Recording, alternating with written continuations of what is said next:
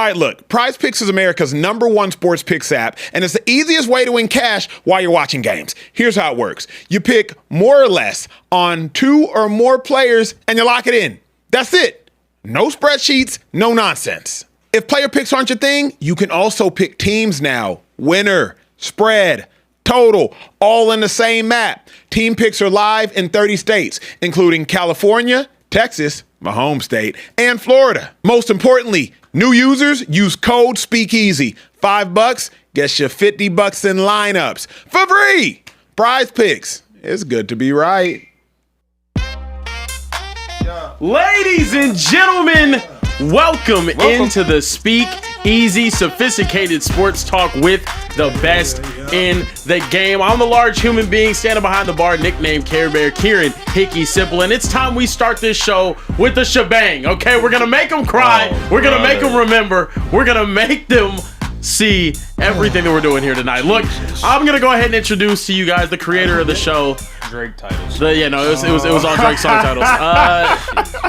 I'm gonna go ahead and introduce the creator of the show. This man was not hating. He actually thought Iceman was fire. Emmanuel Acho in the building. Yo, beautiful people, y'all could be doing anything with your Sunday and you are hanging out with us. We do not at all take it for granted. Hey, consider us your online family. Wherever you are watching from, you are in for a phenomenal time. Hopefully this is the start to a fantastic week for y'all. Look, we make this show not to talk at you, but to talk with you. So drop a super chat if you want us to talk back. And we are here for a quick time tonight, but it will be an excellent time. Rick Bucher, NBA analyst and MVP voter, will be joining us here in about 10 to 15 minutes. So you will get exclusive insight onto how and why Shai Gilgeous-Alexander won his MVP and what that means here in a matter of moments. Carebear, turn me up.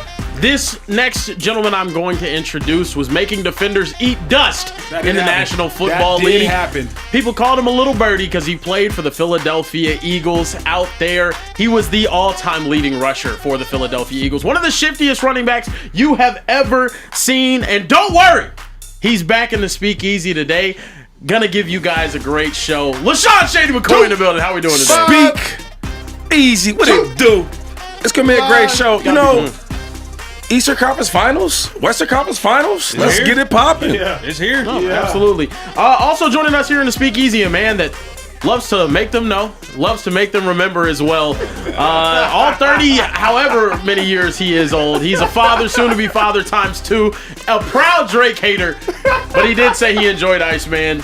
Social Trey in the building. How we doing today, Social What's happening? Listen, it's good to see you fellas. I did bump the Drake. I'm almost all the way through the 3rd album. And it is absolutely okay. Right. I want to say that. It's okay. This is okay. Which one? It's okay. Yeah, which one? Which one? I'll hear you on Habibti and Maid of Honor. Habibti probably has the most misses for me. Of course. That's, yeah. And then Maid of Honor I didn't like, though. And then Maid of Honor? Maid of Honor was... Maid of Honor had one of Maid of Drake's Honor's got songs like 3 keeps, and then Iceman's got like 6 keeps for me. Iceman's got some good stuff on it. Here's the thing about Maid of Honor for me, and I feel like maybe only Shady can relate. Maid of Honor is the type of track you need it on a boat. I'm not bumping Maid of Honor in my car. Yeah, Maid of Honor, I need boat music. Like, I'm on a yacht. You need to be around women. Did you hear it? But did you hear it on a yacht? No. Yeah. Yeah, nah. This is... Yeah. Nah, I'm not gonna lie. He thought he was doing something with this 3 album and all that. He did. Nah, he got out of his deal. That's what he did. And the crazy thing is, everybody that knows me is like, yo, this ain't it. Yeah. It might be the Kendrick layoff. Last point before we get to this. You waved the white flag. I'm done with this back and forth. And your whole album is all about him. That is a good point. That is a good point. You know what it is? That's that culture vulture. Horrible. Not knowing how to really get into it with somebody like Americans do. Yeah. You get what I'm saying? Because when Kendrick came to beef, it's beef. Let's get to it. Yeah. Kendrick Drake's not used to that. He's not. And his Canadian side is showing. Yeah, that's fact. Respectfully. Yeah. I agree. The culture vulture argument is so bad. It's not, bro. His uncle was one of Prince's biggest influences. His father's and uncle are both jazz legends. That's another conversation here for another time. But hold on. We got a $50 super chat already. Already got a $50. Look, y'all know if y'all drop super chats, we talk back. This is one of the unique opportunities in television where y'all create the show. What are you talking about, Trey? Listen, Terminator Richie is in the building with a 50 ball and said, God is good. All the time. God is great. God is good. Amen. Amen on this happy Sunday. He said, I get my son on the weekends and his mom asked me to keep him tonight. I live in San Gabriel Valley and he lives in the high desert. Lord told me. What the Lord tell you? The Lord told him. Amen. To show his son to Speakeasy tonight. We serve the same God. Come on now. Yeah. He's probably young, huh? All right, look. He said no he's cursing tonight, fellas. Yeah. You're right. Absolutely. We got to keep it PG and PC. He goes on to say he is now watching. Can I please get a what up, Lil Richie? What up, Lil Richie? What up, Lil What's Richie? happening, Lil Richie? What's going on, Lil Richie? Little rich. Lil Rich. Yeah, you see, that's how I know we serve the same God. Because God told him drop $50 in a super chat. Oh, here. And that's the kind of God I serve. A God that would say, drop 50 in these super chats. You know what about greed? These guys that be telling y'all, hey, don't super chat. I don't know them gods. I don't know them deities. I was in church this morning. Amen. Kieran, Pops' 20th church anniversary. I was in church this morning. Shout out to and Pops. the God in Dallas. Oh, wow. And, Okay, and the yeah. God I I was in Texas serve. this morning, too. Yeah. The God I serve says drop $50 super chats. Can I get an amen? Can I get an amen in the back? No. I ain't playing like that. I ain't playing no God like that. The God I serve would make sure he tithed first and then said it's okay to drop that I'm 50. They playing around. Oh, you gonna tithe? I'm going to tithe off of it. Okay, got it. Be a good steward. God don't care about nobody's super chat. All right? He don't care about none of that. He don't care about the Cavs. He don't care about the Lakers. He don't care about none of that. Nah. What do you care about, Shady? He don't care about that. Okay. Yeah. Talking about God said Come on now. chats That's and 50. crazy. Man, God you said crazy. Send me $50 super chat. That's crazy. Man, y'all getting That's crazy insane. tonight. Anyway, look, we have to get to some Wild business way to because start the there show. is bees on the table, fellas. Let's talk about it. Game 7 in the Eastern Conference semifinals, or Eastern Conference Finals semi. I don't know what they call them. It's confusing. The Cleveland Cavaliers are going to be in the Eastern Conference Finals against the New York Knicks. They are headed back for the first time since LeBron Bumbleclot James took them in 2018. Fellas, a blowout victory over the Pistons. They won 125-94. How are we feeling about the Cavs moving forward? Cavs were the better team. Cavs stomped them out. Cavs dominated. Shout out to Spidey Mitchell. Many people question, could Spidey Mitchell lead a team to a conference finals? Remember, Spidey Mitchell hasn't done that in his tenure in the NBA, and he did that today. Shout out to Jared Allen. The entirety of the series, he dominated Duran. Duran punked Jared Allen during the regular season. Had a 24-14 game. Had, I believe, a 33-12 game. Punked Jared Allen during the regular season. Jared Allen said, bro, that's the regular season. Come be special in the playoffs. Jared Allen dominated throughout the course of the series, along with Mobley dominating throughout the course of the series. Shout out to Max Strus. Came off the bench the entirety of this series up until the final game, if I'm not mistaken. And obviously, he didn't necessarily have the offensive output that you thought he might have. But shout out to him for being ready. Shout out to Dean Wade. Shout out to Dean Wade, who started the entirety of this series and then had to come off the bench. So when I think about this Cavs team, they are the more talented team. They had more explosiveness on offense. And realistically speaking, we talked about this before. Detroit has to take its lumps. Every team has to take their lumps. This was Detroit taking their lumps. If Franz Wagner wasn't hurt, they likely don't get past the Orlando Magic. Remember, they were down 3-1 versus the Orlando Magic and had to come back in that series. So, to me, shout out to Spidey first and foremost. 26, 8, and 7 in a closeout game. Marvelous. Mobley, Allen, dominant. Shout out to the Cavs. Yeah, you know what? Sam Morrell. Bro, he was balling today, though, right? Yes, then he he opened was. shots, he was knocking them down. And then Dean Wade, Yep. he didn't score a lot. What? He played defense. He was on Cade the whole time. I'm thinking like, damn, he let that white boy lock him up. But then I watched him, oh, no wonder he locking him up. So I give him a lot of credit. And also, Evan Mobley played great. He did. Right? Knocked down shots on the outside, played big inside. Yeah. And then you already said it, Jared Allen. Bro, he played amazing today. The one thing I said about the Detroit Pistons, yo, is that, dog, they don't have no scores. Yeah, you said it. And I said, if you're scared of a team to play, it ain't the Detroit Pistons. I don't care what seed they were. Yep. So watching the way that the Cavs played them, I'm happy to see that. And even a guy like Harden, like getting a chance to get back to a conference game, like that's super big. So we'll see. I do like New York in that series. And then Spidey, I get some credit. Yes, he All does. they do is give him hate. Right? He's the type of dude that's not going to argue back with you. He's not going to say there's certain things in a press conference. He earned it today. Yeah. He started off slow. Not even slow. He started off controlled. Yep.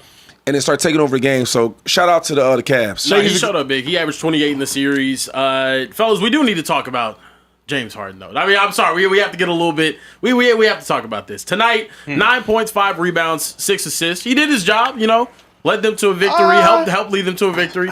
But 2 of 10 from the field and 0 of 6 from the three-point line. Respectfully, he didn't do his job. Oh.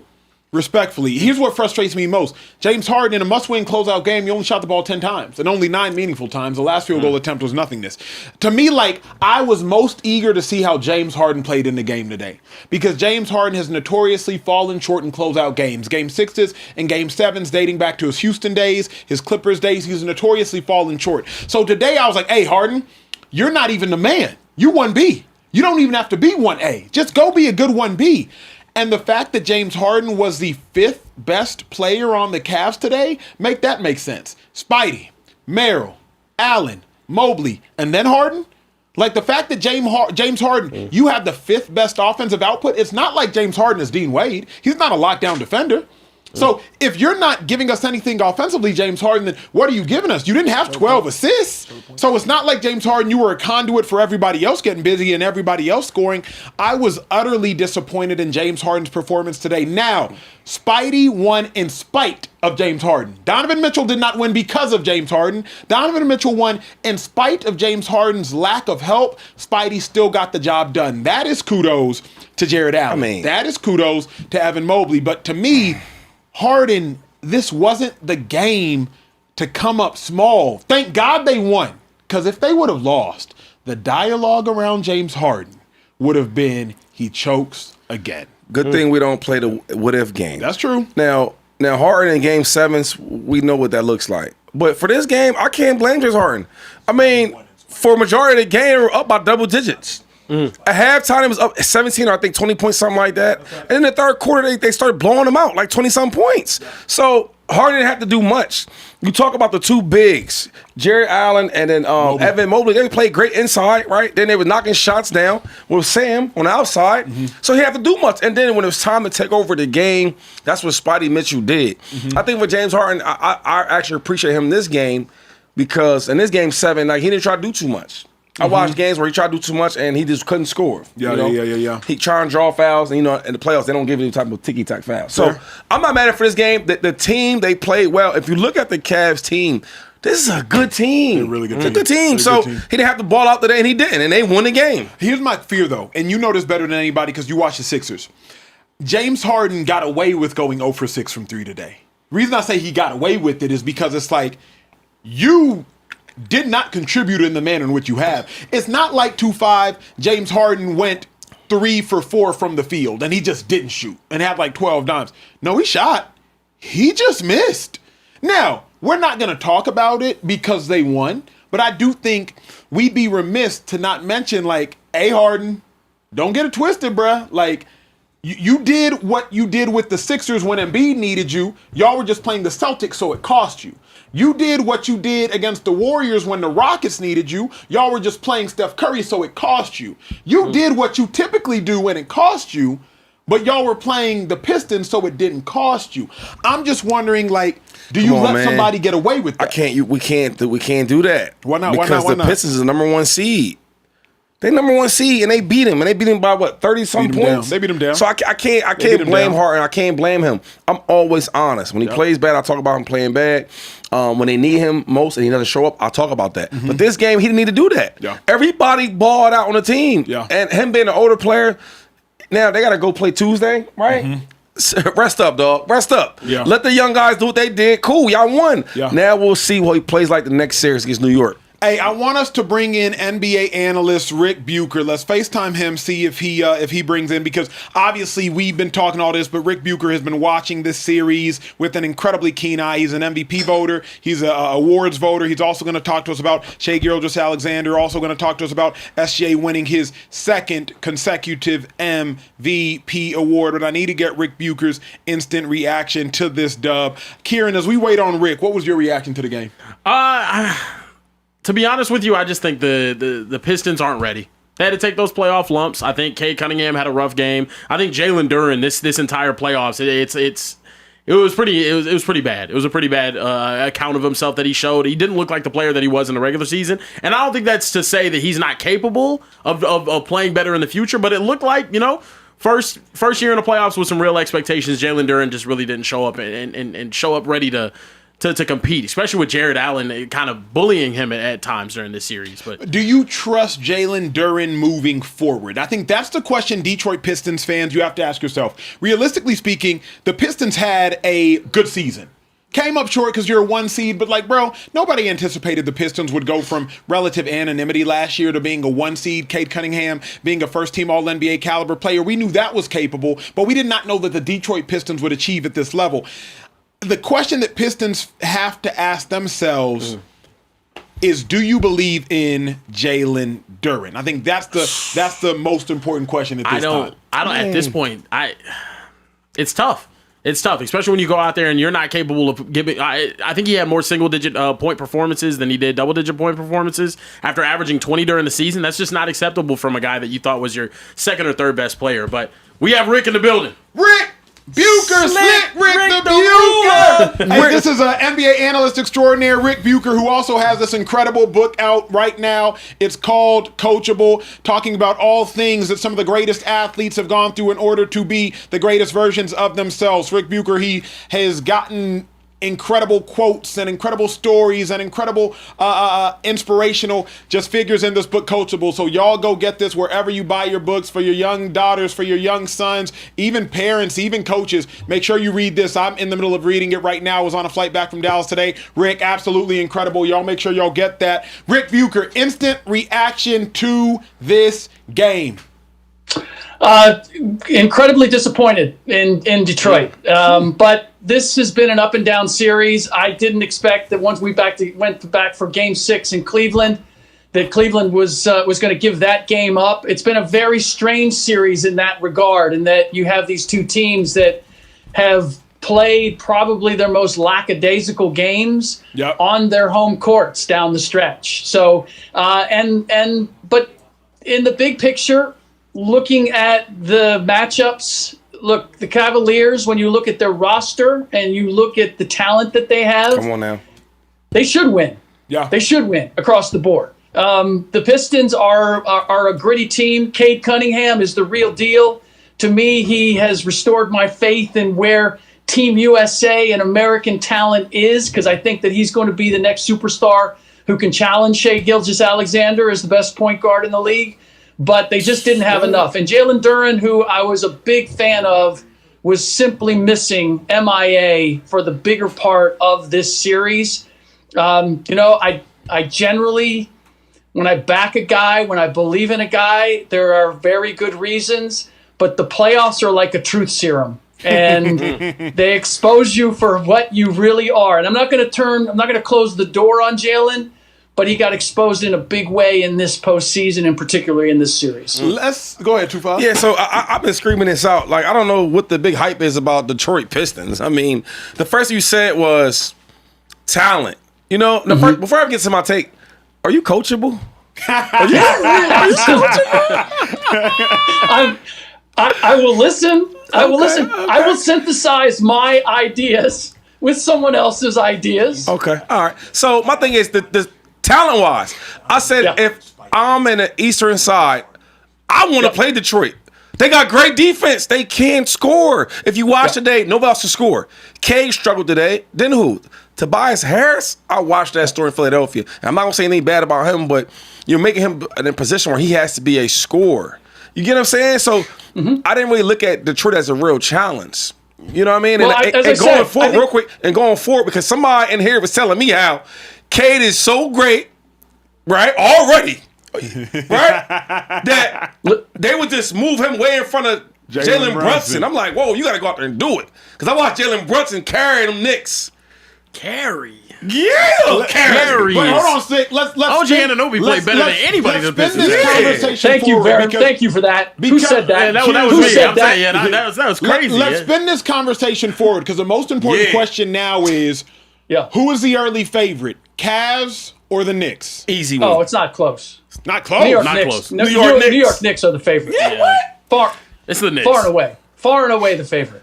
The best player in the game on the floor plays for New York. Go ahead, Slick. Keep cooking. I don't want to go. Cooking. I don't want to go that far. But are you talking about OG Anunoby? What? OG been crazy. I will say this. OG is at the heart of why I favor the Knicks, because they have matchups that I just don't know how the Cavs, how they match up. Karl Anthony Towns is going to present a much bigger problem for the Cavs than anything that Jalen Duren or any of the other bigs from Detroit offered, right? He's going to be pulling Mobley out to the outside. He can shoot the three. He can attack the rim, and he will do that at will. And then you have their wings, like an OG Anunoby. Like, who's guarding OG Anunoby for the Cleveland Cavaliers? How's that matchup? It's got to be. And he has had a great season. That's a tough matchup. Yeah. And then who's really going to slow down Jalen Brunson? Is James Harden going to do that? Is Donovan Mitchell going to do that? Who's their defensive stopper to make the game hard for Jalen? So I just look at the combination of matchups that the Knicks present to the Cavs, and I don't know that they have enough answers. And there's also just the Cavs, for all their talent. When I look at their roster, I'm like, they have everything. It should never have been a question about who was going to win this series with Detroit based on the available talent. I mean, you got two athletic bigs. You got two scorers in Donovan Mitchell and James Harden. You've got wing shooters in Merrill that can space the floor. And yet this goes to 7, and it was a challenge because there's something about the Cavs where the pieces just don't always fit. Donovan had a remarkable game as a playmaker in this game. Am I going to get that against the Knicks? I don't know, because I didn't see it half the time in this series. That's what makes them they're such a riddle, because when I look at them on paper, I'm like, man, they should be formidable. And yet we saw through the regular season and for a good part of these playoffs where sometimes they are and sometimes they're not. Here's a question, though, Slick. How in the world are the Knicks going to match up with that double big lineup? Because as I see it, Evan Mobley, Jared Allen, like, they are playing at an extremely high level right now. Mm-hmm. The Knicks are not going to try to bring out Mitch Robinson. So what? Is Mikal Bridges going to guard Evan Mobley? Is Mikal Bridges going to guard Jared Allen? You see, Jared Allen's capable of giving you a 22-11 game at any point in time if he decides to turn it on. Round 1, he had a double-double in one half alone. So I just don't know how the Knicks are going to match up with the size. You bring up a great point. Who's going to guard Brunson? Well, who the hell is going to guard Spider and Harden? If you take OG and say, hey, OG, you go guard Spidey, who's going to guard Harden? Bridges? I'll be honest. Then who's going to guard Mobley? Like, I'll be honest. Talk to me. I'm not that worried about Harden. I will challenge Harden to beat me. I will put Mikal Bridges. I will put Mikal Bridges on Donovan Mitchell because length bothers Donovan in a big way. And let's face it, the Pistons wore down. I mean, you had Tobias Harris on Donovan a lot. 33 years old by the end of the series, he was running on fumes. Done. Yeah. Right. And Cade Cunningham was on Harden playing both ways in an impressive fashion. He was just coming off a collapsed lung at the end of the regular season. Yeah. So the fact that Cade gave you what he gave you through the postseason was additionally impressive in my mind. I've seen OG Anunoby. Whoa. We call it time. Oh, good. You know what? No, we're not. What? We are not going to be downgrading Cade Cunningham. We are not going to be doing that. That was a one-man band running that show. Wait, slow down, right? Slow down, Joe Jackson. Hold up.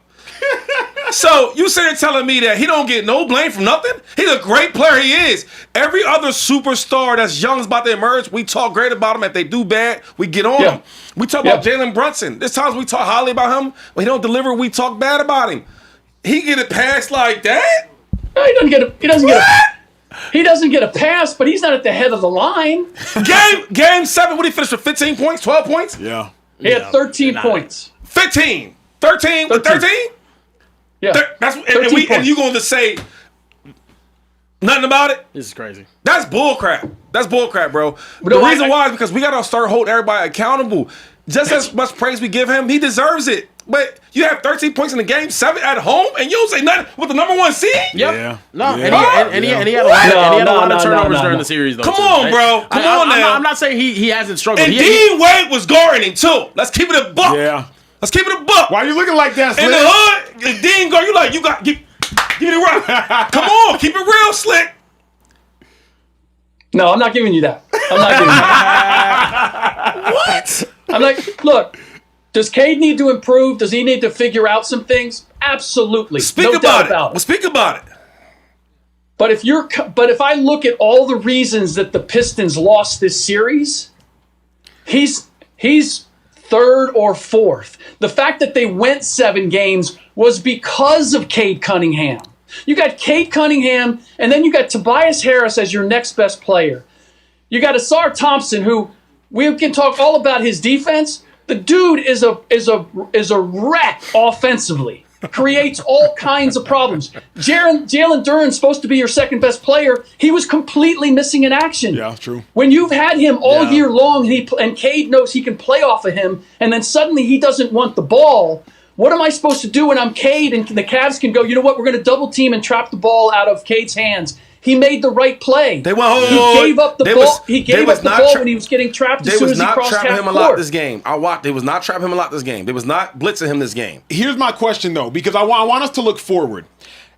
Can the Cavs do the same thing to Brunson as they did to Cade? Now, look, you want me to go first or him go first? He has help. Now, you're the expert, so I'm gonna let him go last. He's gonna talk more than me. All I'm gonna say is, if Brunson was in Game 7 at home. Oh, don't stop! Don't do this. No, you're doing this. You can't do this. If he had 13, you're backdooring an insult of Cade not. Cunningham All I'm on saying this. is That's what you're doing. If Jalen Brunson had 13 points for the New York Knicks in the Garden, Game 7, with everybody being there, Spike Lee, everybody there, Jay-Z, Beyonce, and the brother has 13 points, we will not be this calm and Speakeasy. You're right. Now I'm gonna move it forward, and I ain't gonna disrespect nobody.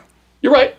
You're right. What I'm gonna say is, there's no way possible that the Cavs is gonna have him in the box like that. You know why? Because he's damn too good. Yeah. And he got too much dog in him. Could Dean Wade do to Brunson what Dean Wade did to Cade because of the length? Oh, bro. Now, would they just not put Dean Wade on him because you don't need Dean Wade's size on a guy like Brunson? And would you try to put Max Strus on him and see if Max Strus can harass Other people him? are supposed to get busy, though, guys. I hate that we're having this conversation. Other guys on your team are supposed to get busy. The dude that averages 20 is not supposed to have multiple single-digit games. Jalen Brunson is not going to deal with that. As a matter of fact, he has playoff risers on his team. OG Anunoby's shooting like 53% from the three-point line and 60% from the field right now, while also playing solid defense on the other side of the ball. It's not even a fair comparison whatsoever. So y'all have guys that are capable of making shots everywhere. All of you saying is true, but my question is just to you though.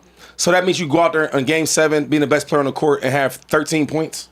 No. All right, but also, let me ask you this before you ask me anything. Okay. Like I hate when people do that. When you play this sport, you have to be accountable for what you got going on. Absolutely. Your teammates is your teammates. Bet.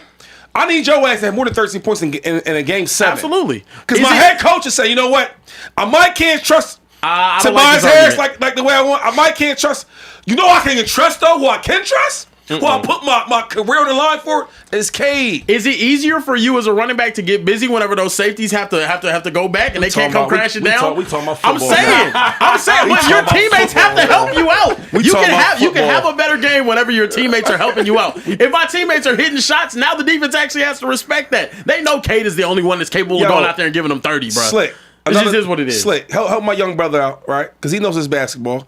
But we acting like Cade didn't have open jumpers, right? Or not open, but like good shots. He should have played better. He had 13 points. Like Jalen Brunson ain't going out like that. Yeah. Have y'all been watching him? Of course. Have y'all been watching him? So then, Slick, the last 3 years, I don't hate that. That's fair. He played bad tonight. Knicks win in how many games, Slick? Where do they hide Jalen Brunson on defense? How much effort does he have to put on defense? That's a great question. I'm guarding. If I have to play somewhere, I'm guarding either Sam Morrell. He coming off the bench. Right, but he plays a lot. He plays a lot. Okay. And to be honest, yo, I don't mind him on Harden too much though. I watched the way James Harden nowadays. Now in the playoffs, they're not calling them bull crap fouls. Yeah, they're a little bit today, all that flop and stuff. But overall, he can hold his own. I mean, Harden's hard to guard anyway. But if you're not drawing the fouls, he'll be okay. Go ahead, Rick. Here's my point. You're hiding him on defense. Okay. He's not giving you effort on defense. Cade Cunningham was having to guard James Harden or Donovan Mitchell for the better part of it. You weren't hiding him. James he took was 6 out there shots pressuring today. the ball up top. James took like 6 shots today. He didn't even shoot for real. So, I mean, how much energy are you wasting? He wasn't even shooting the ball today. Yeah. So, how much energy because are you he didn't wasting? have shots. How much energy are you wasting on a He guy wasn't who took missing shit shots today?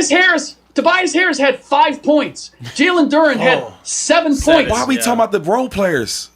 Tell me about the star can't have because when you are the best player and they put all their focus on you, that won't happen with New York because they shoot they lead the league in the playoffs in 3-point shooting. They're the only team that shoots better than 40%. Rick, OG and Anunoby can score. Cat can score. Mikal Bridges can score. You know why, though? You're comparing those guys and saying, like, you know what, Cade didn't come through like Jalen. Why didn't Nassar Thompson score because today? Tobias Harris isn't getting any attention. But wait, Jalen Duren's not getting any attention. Real quick. A brother averages 29 points a game. Something like that. 23. Oh, 23 points a game. Okay, playoffs, he's scoring a lot. So No. He averaged 29 in the postseason. Okay, so I was right. So he averaged 29 points in the postseason. Yes. And today he had 13. And all we talking about is the role players. We're not. Let that sit We're in there not. for a second. We're not. Yeah. And the next thing is this. About. Even with the Brunson situation, he put so much pressure on the defense because you name all these other guys, right, on the Knicks. Cool, respectfully. If you ask the coach who is your main concern on offense, who's he going to say to you, Slick? Who he going to say to you? It starts with Jalen. Okay, so talk to me. But can we hold on just a second? Be coachable. How many years have they had to build the team that they have now around Jalen? I mean, 3 years? Okay. 3 years? They went and got Mikal Bridges. They got a new coach, but yeah, okay, cool. 3 years, cool. And got a new coach. Okay. Right? All right. Like, they've built this team for Jalen, just like the Dallas Mavericks needed a couple years to build a team around Luka Doncic that could make a run. Absolutely. What? The Detroit Pistons are at the very beginning of putting this together. This is the first time being a contender. Here's the thing, y'all. The first time. I keep trying to move this conversation forward. Enough Pistons talk. They're done. They're dead. Tell your boy to step back from my boy K. How many games do the Knicks get it done in Slick if you're that confident in the Knicks? Does it at least go 6? I would say max 6. Wow. I would expect it'll go 5. Shady got a 5 up. Knicks a 5. Kieran got a 5 Knicks up. a 5. It doesn't go long. I mean, I think that's. Now, let me ask you this, though, because realistically speaking, I've been watching the Knicks for the last several years. They are the same team as they were last year. Number one, roster-wise, like quite literally, their rotation is the same. Now, the coach is different. We know that. Shout out to Mike Brown, friend of mine. But they're the same team. So, Rick, is the fact that the Knicks are going to win in 5 in your estimation, does that have more to do with the Cavs? Because, okay, bet. So, it's not as though the Knicks are that much better. It has a lot to do with the Cavs. But I do think that Mike Brown has had an impact on this team because they have more depth and versatility. It took them a long time over the season for everybody to get comfortable with their positions. But Shady will appreciate this. What was made clear to Karl Anthony Towns is that this is Jalen Brunson's team. Yeah. And we need you to play off of that. And that's what I have really appreciated about Towns is, one, I think he's done more with less. I think his game has become a lot more efficient than it was previously. He was always trying to prove I'm 1A. If he's 1, I'm 1A. He's accepted that he's the number 2 now. And then you look at, they also had some injuries, particularly with Mitchell Robinson coming off the bench. To me, that's a big plus with this team, and it's another one of the reasons why I like them against the Cavs, because they're always going to have some sort of rim protection on the floor. Yep. The Detroit Pistons, by and large, did not have that. Not sure. That's true. I don't know that they ever had it, thanks to Jalen Duren not being anything close to what he was during the regular season. But when Nassar Thompson was off the floor, you didn't have to worry about attacking the rim. You could get to the paint and get a shot. Incredibly well said. Viewers, we got Rick Bucher, NBA analyst, MVP voter. The MVP award has just been announced. We are going to get some inside information that you will exclusively see here from Rick Bucher, also the author of Coachable, a brand new, absolutely profound book. Several incredible stories from different athletes of how they got to where they got to. Get Coachable anywhere you order books, Amazon, your local bookstore, etc. In the meantime, let's get some super chats. Right after super chats, Rick, break down all things NBA MVP. But for now, Social Trade, let's get some super chats. Rick, take a What's breather. happening, Slick Rick? It's good to see you. We just as a cautionary tale here, we have what we call our weird cousin, Central Cast, starting us off with a $50 super chat. I'm sorry you had to be subjected to this, Rick, but just buckle up and bear with us. Central Cast says, Acho, God has answered your prayers. Social Trey's legs look like he can't support his body. Wow. I posted a video on my story the other day showing my dog, and my knees, not even my legs, were in the tweet. I mean, in the video, and you know, Central Cast is weird. Nothing else needs to be said. And you are frail built a little bit. But Anyway, Sub05X said, hey, Drizzy Bear, how does it feel that your king went 0 for 3? How does your Iceman, Nice Man, the most anticipated album, drop in like 2 years with a very loud promo and hasn't even touched GNX? Timeout. Also, it's just a worse album than GNX. You ain't lying about that. That's bullcrap. Name 3 songs off GNX right now, Shady. My point exactly. Iceman broke all of the streaming records for a first day. He's already, I think, like 2/3 of the way of beating his first week sales in 2 weeks. Sub-Zero X5X also said, like half of Iceman was just Drake being like, Kendrick hurt my feelings. Yep. And like, it's been 2 years, bro. Kendrick hasn't even mentioned you in over a year. Mid, skip. Go ahead. You're 40. Yep. Also, the therapist is too hot thing was weird. Yeah, bro, he's 40. He also made a song. He is a like, little corny. a TikTok song for like girls to corny. do right cheek, left cheek, one cheek. Like, cause I picture him being weird in his room by himself, looking at young ladies do a twerk challenge to his song. It's weird. Anyway, he has an affinity for his strippers and personality whatnot. starting to show a little bit now, though. The old, the first day Drake, yeah. right? Then he goes to all these different places in America and learns all this stuff, and then you know, and now it's like it's starting to wear off a little. Oh, The true colors are showing. Like, there's a Drake we remember. Yeah, like yeah. Then the grassy Drake is making a comeback. Yeah. Yeah, anyway, You're these right. news aren't on the internet. Everything's going viral. I was actually out this past weekend. We was banging the album. You went to another Drake party? I'm Oh, sorry no, to hear no. that. Let Drake Cook also say, yeah, what it do? Speakeasy, hashtag Team25, first spokesman in the building. Love you, 25. Still wear your jersey every Sunday. Tell him Wear it to on give TikTok? you. You said what? Does he wear it on Teague Time? Okay, Teague I time is was- I was- crazy. Hopefully he got some bottoms on and not just jersey and drawers. You gotta look up Teague Time. He said Gravitation Bear, Drake is back in a big way. Talk to him. And Scamo Acho strikes again, trying to claim people's Tide money. Acho is crazy. Y'all cut me off whatever because these super chats are lengthy. Two more bets. Say less. McNasty Gang said first time super chat. Glaze Bear got to chill. 3 albums full of elevator music. Take the bass out your voice when you speak on Drake and pray that Kendrick ain't in that booth. Sure. Last one before we keep it moving. Outsell him, man. Big Mike MC21 said, drop 600 to take my son to his first Thunder game tomorrow night. Thunder up, SGA MVP. Nuff said Thunder in 5. 600 for 2 tickets. Yeah, that's Now Shout out to you. I don't know about y'all, okay. but when you got visitors in the house, you behave. Yep. Yeah. You feel me? Like when I grew up, Shady, if mom and pops Yeah. had some family in the house and visitors in the Yeah. house, like we clean up your rooms, tidy up a little bit, Yeah. you know what All I'm saying? that. Light a candle. Yeah. Central Cast. We got Tighten up, visitors bro. in the house. Come on, man. Tighten up, though. We got a guest in Rick Bucher, Come on, bro. an elder statesman Central Cast. Come on, Tighten And bro. you doing all that weird stuff in the Weird chat? stuff, Tighten up, bro. Hey, read the room, regulars. I'm sorry, Rick. Can y'all get this house in order in the chat? We got Please. visitors. Please. You know what I'm saying? We got our Y'all done good left dishes all We over want the to talk place. about how frail built Trey is. You know what I'm saying? On today of all days. Of all days, We bro. want to talk about how his back pockets touched. On Come today on, of all bro. days. Like now's not the time, bro. Come on, when bro. we have our beautiful non-melanated I'm guests, saying, we want to talk about how you older. look like SpongeBob. Okay, Today of all non-melanated, days. yes. That's what we're gonna do. Hey, Why and we gotta Slick- bring Rick's can Slick- melanin? Can Slick Or hear us? lack- Rick is still still here. here. Rick's But still why here. we gotta bring Rick's melanin or lack thereof into it? That's crazy. Well, That's I'm just- crazy, Acho. That's When we actually insane. have, we gotta. When we have, see.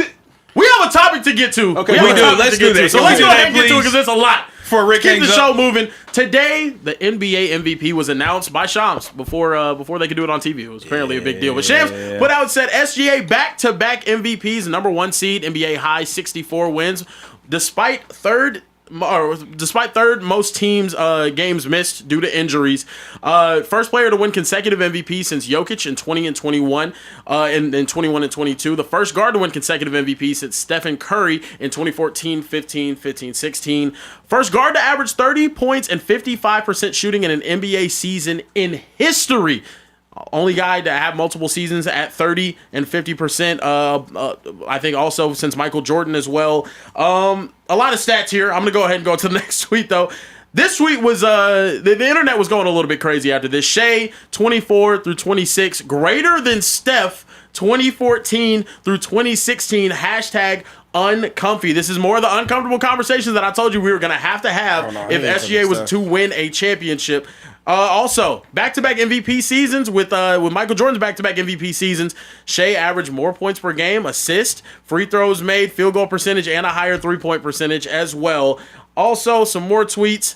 Steph and Shea have the same number of MVPs now, the same number of first-team All-NBAs, and the same number of Finals MVPs. Yeesh. It's getting nasty. Brandon Jennings also put out this tweet saying SGA is the top three-point guard of all time. At the age of 27, I'm not debating, I don't care. Steph, Magic, SGA, and fellas, his teammate as well put it out on his Instagram story, Jalen Williams. There's going to be some uncomfortable combos y'all have to have, fellas. Well, let me do this first, Kieran, because we have an MVP voter on the show. Very uniquely for the Speakeasy, we have an MVP voter, Rick Bucher, one of, I believe, only 50 MVP voters in all of the land. One of only 100 MVP voters. So exclusive information for y'all watching this show right here, right now. Rick Bucher, who did you vote for and why did you vote for that individual?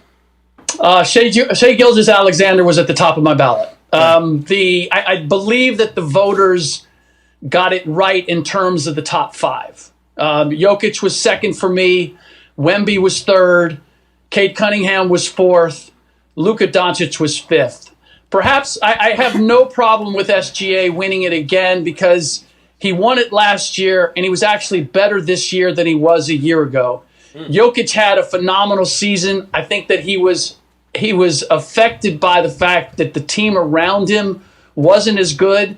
But if anybody had voted for Jokic, I couldn't argue with that. This was one of those years where it was really in the eye of the beholder. My greatest issue with any of the voting was the fact that Luka Doncic was on 92 out of 100 ballots, and Cade Cunningham, who we've discussed at length, had the best led the Pistons to the best record in the Eastern Conference, and he was on only 59 of 100 ballots. You've got 5 spots. How was Cade Cunningham not on your ballot somewhere? We can debate in terms of where it should have been, but the fact that there was 41 voters who did not even think the best player on the best team in the Eastern Conference should be on the ballot is mind-boggling to me, particularly with Doncic when he was phenomenal for a stretch of the season. Beginning of the year, he was not good. He was injured a good part of it, and then he was injured at the end. So I think the fascination with Doncic and what he is offensively and what he does sometimes overlooks what he is defensively. And my great debate for my ballot was, does Jaylen Brown or Luka Doncic get that 5th spot?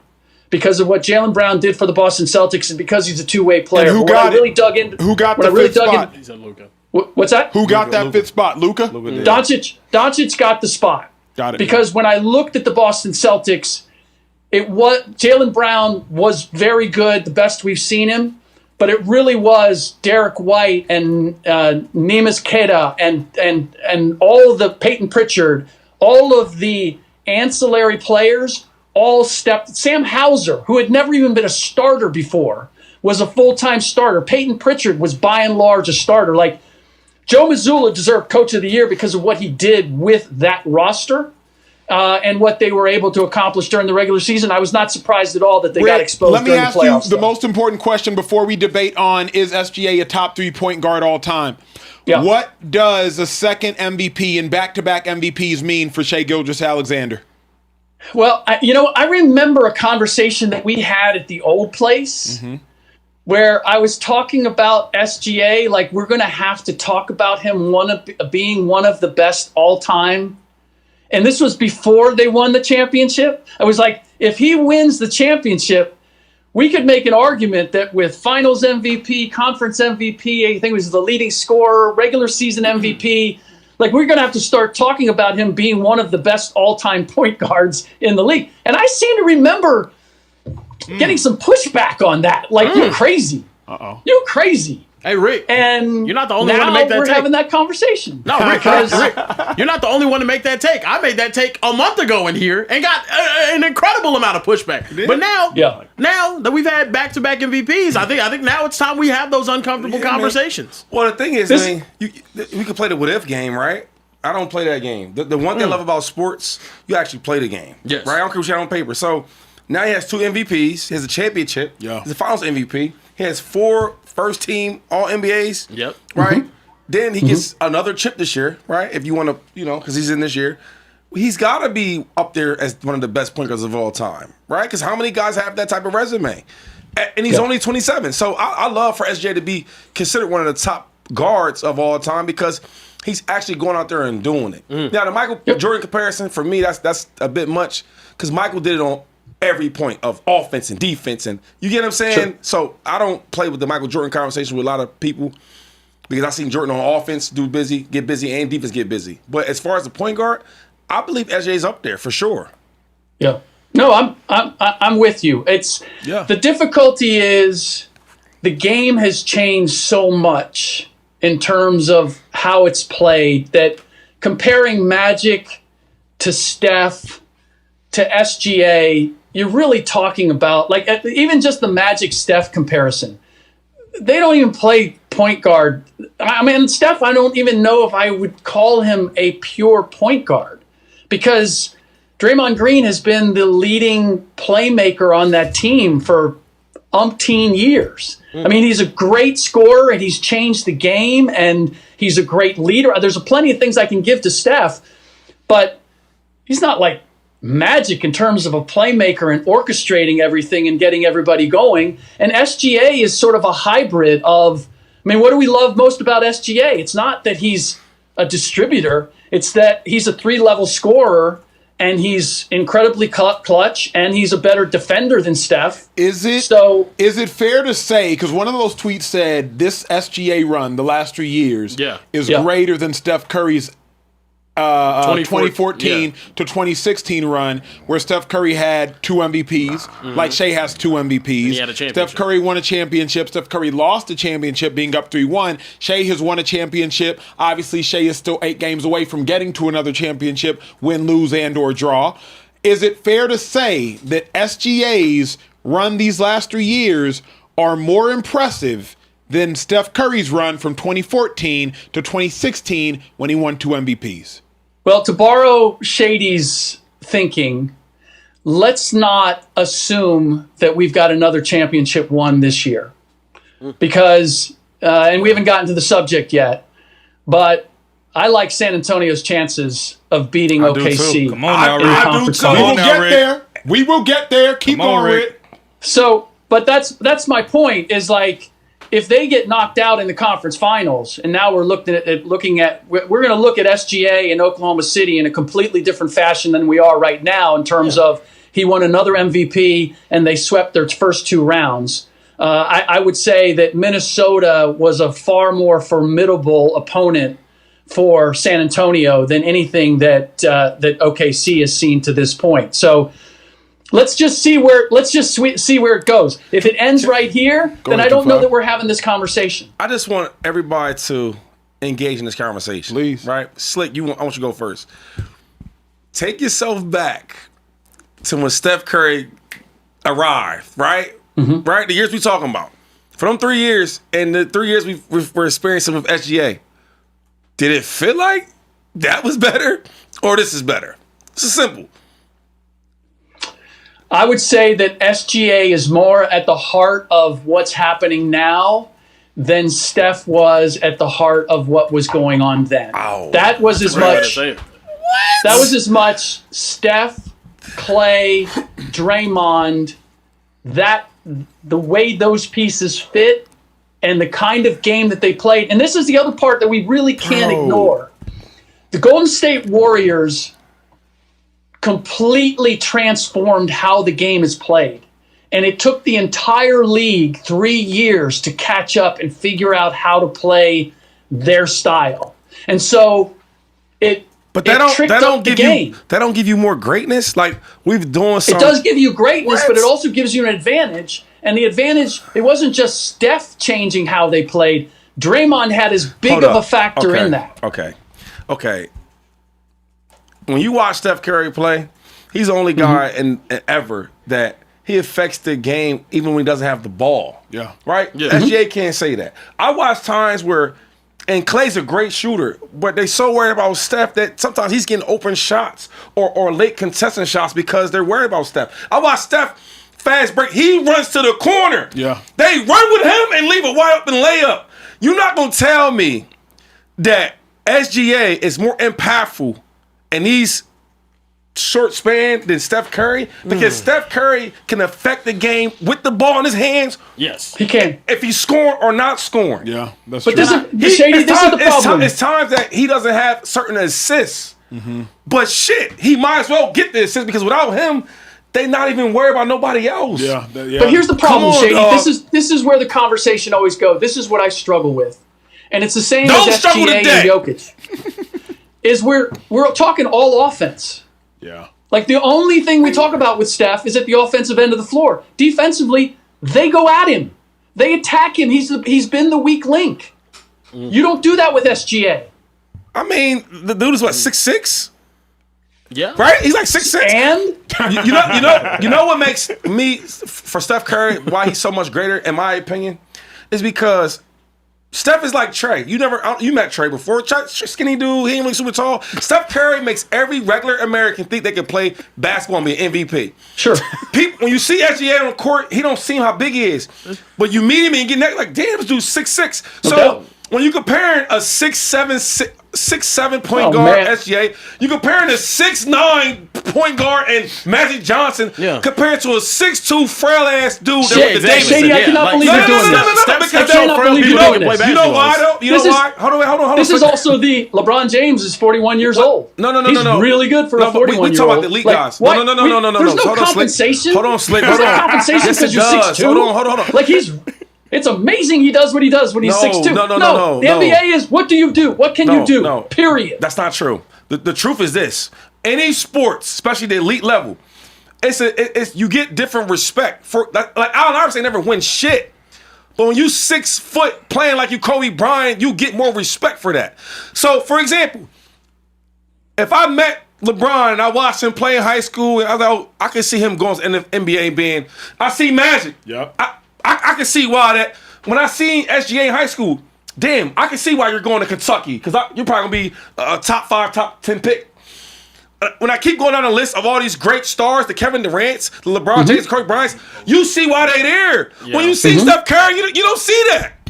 Yeah. But he's mentioned with all the greats, right? Because real quick, in sports like measurements and shit like that matters. How high you jump, how fast you are, how tall you are, how long your arms are. That's why when you go to these professional sports, they measure all that stuff. How big's his hands? How big's his arms? How can he jump? How fast? So all that matters. When I have none of that, I have a disadvantage than everybody else. And then when we grade them all together, the dude that had all the disadvantages is right there with all the greatest of all time. But you don't give that excuse to other players that are bad defensively though because of their physical limitations. Luka's just slow. He's not an athlete. I'm not talking about defense. I'm saying I hear compared you. to them dudes. I hear you. I think for me it's tough though too whenever we're looking at what they've actually done on the court, what they've actually accomplished, and we're saying, well, it didn't look the same as the other thing did. Well, it's still greatness regardless. Tim Duncan didn't play a very exciting brand of basketball, but it was better than any other power forward in history. No, I understand, but what I'm saying is it's not about how it looks a lot of the times. It's about what you actually do. And that's the reason why I think SGA, I think he is warranted to be in this conversation. If he is capable of going on and winning back-to-back championships, it's more impressive than what Steph did 10 years ago. I'm sorry, it is. Well, it's a good conversation. I have my greatest respect for the guys who make the most out of what they've been given. Right? So when it comes to respect, off the charts with Steph Curry because he's made as much as he possibly made, maybe more than you could ever imagine that a guy like that could do, right? But when I'm then I can't use that against SGA and say, well, he's 6'6", so what he's doing isn't as impressive. It's like he's getting it done. Like, I'm just going to measure what they're accomplishing, not what they were given to accomplish it. He's giving you the most efficient 30 ball ever while also on the top defensive team in the league. That's amazing. I think SGA's a great player. Yeah. And I think they're both great. If somebody say, yo, you know what? I think SGA, what he's doing is more impressive than Steph. I'm okay with that. What I'm saying is, that's like I did play in the pros, and I'm thinking like, damn, if I see a linebacker that's 6'5", 240 pounds, runs a 4.4, and now he's one of the greatest of all time. Okay, cool. Okay. But when I see a dude like Fletcher, London Fletcher, who's 5'8", with the John Curl, right? Is that a college? I'm making it okay. And he has the same numbers as Ray Lewis. In my opinion, that's impressive. When I see a dude like Steph, bro, if we sat here, and I don't want to say too much on it, but from playing on that level, I know I've seen it. If we had him on the line, right, all these great if you had all the top 10 players of all time, bro, and you start talking about them, Steph is going to be last because he's not going to be the fastest, the jump the highest, the quickest, the most talented, the most athletic. He's not going to be none of that shit. None of it. If we had a chart, hold up. If we had a chart about if he's the quickest or fastest, he won't be that, right? Who jumps the highest, he won't be that. Who's the most explosive? He won't be that. How long is he? He won't be that. So my thing is, if I had to pick before I watch him play, he's gonna be my last pick. And then when you see him all play, you like, damn, this dude that has the disadvantage is probably 1 or 2 or 3. That's impressive to me. Yeah. But this is what he has. You know what I'm saying? It's not, you know what I'm talking about. You preaching. Shit, what? It is what it is. Slow ass running back. How are you as good as Adrian Peterson? Like, what? Hey, Rick, this is what he has. Wait a minute. This is what he has that is not readily apparent. And it's the same as the guy that you played with down in Tampa. Tom? You don't see their ability to process and their understanding of space and time and timing. That's where Steph is off the charts. Yeah. His hand-eye coordination, his vision, his ability to anticipate, like, that's Brady. Brady's the same thing. Yeah. Like, you would look at him and you'd say, physically, is he, like, he's not Marino. He's not some of the all-time great physical guys. Ooh. Rick, also, I want to piggyback off of that. Shai Gilgeous-Alexander isn't the craziest athlete. At 6'6", he's nowhere near the athlete that Michael Jordan was, but he's giving you the most efficient 30 ball for a guard in history. And I think that has to do with his skill. I was going to say also more to Rick's point is that you could argue that Steph has developed that skill because of his physical disadvantage. He's had to be more cerebral. Yeah. He's had to process the game in a different way. Nobody should be punished for these things. Where other players haven't because their athleticism carries them. So. Hey, speaking of Steph Curry, in Chapter 2 of Rick's book, Coachable, you actually mention in the chapter of that book, title of that chapter, A Fixed Flaws, A Fountain of Faith, talking about Stephen Curry in the entirety of Chapter 2. Again, you can get Coachable. It's Rick's new book, literally came out last week, Tuesday, wherever you get your books. What I love most about it, real quick, shameless plug, hey, what separates the greatest athletes from the rest, what allows them to elevate their game to higher levels than those who may be bigger, stronger, and faster, coachability, talking about all things being coachable. As we transition, Rick, to the next aspect of the conversation, you mentioned the Spurs can beat the Thunder. Rick Bucher, Spurs, Thunder, they're up. It's the 1 seed in the West versus the 2 seed in the West. It's the front runner and the champ of MVP, SGA, versus the third finisher at MVP and Victor Wembanyama. Who wins the series, Thunder, Spurs, and why? I'm going to go with the Spurs in 6 games. I don't believe that what we saw during the regular season was an illusion. Victor Wembanyama dominates the matchup with Chet Holmgren. And I look at the wings that San Antonio has. They can match up in terms of depth and physicality with the Oklahoma City Thunder. And it really comes down to who can affect the game more. And I would not have said this at the beginning of the playoffs, but what I have seen from Victor through the course of these playoffs is normally, first of all, you would never know this is the first time he's ever been in the NBA playoffs, ever. Yeah. Like the way that he has evolved it usually takes a guy. We saw it with Ant Edwards. We've seen it with a variety of guys. They go through the learning lesson of what they don't have in the postseason, how they have to change, what they have to learn, what they have to get better at.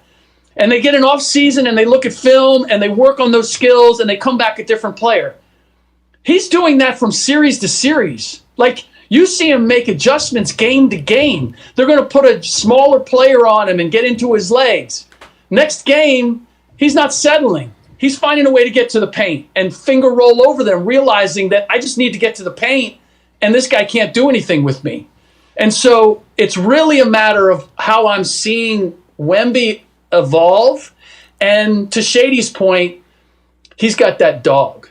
This dude wants to come at it. He is unlike, he and Luka are different for me as international players, because I've talked to a lot of them and they're like, we came and we had to adjust to American players coming at us and the attitude that they had in the game, and we had to adopt that if we were going to survive in the NBA. These guys came to the league with that attitude.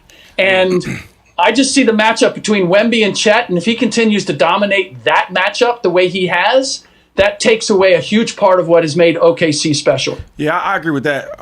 More dog for the Luka part. And I do think Wemby has some dog in him, right? Just saying how he responds to different games, right? So he does have it in him.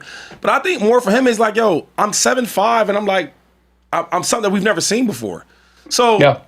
And it might sound like a lazy take, but when I really watch him, like, if he just keeps it simple, like, yo, I'm bigger than y'all, I'm gonna get rebounds, I'm putting it back up there, right? I'm gonna attack the rim.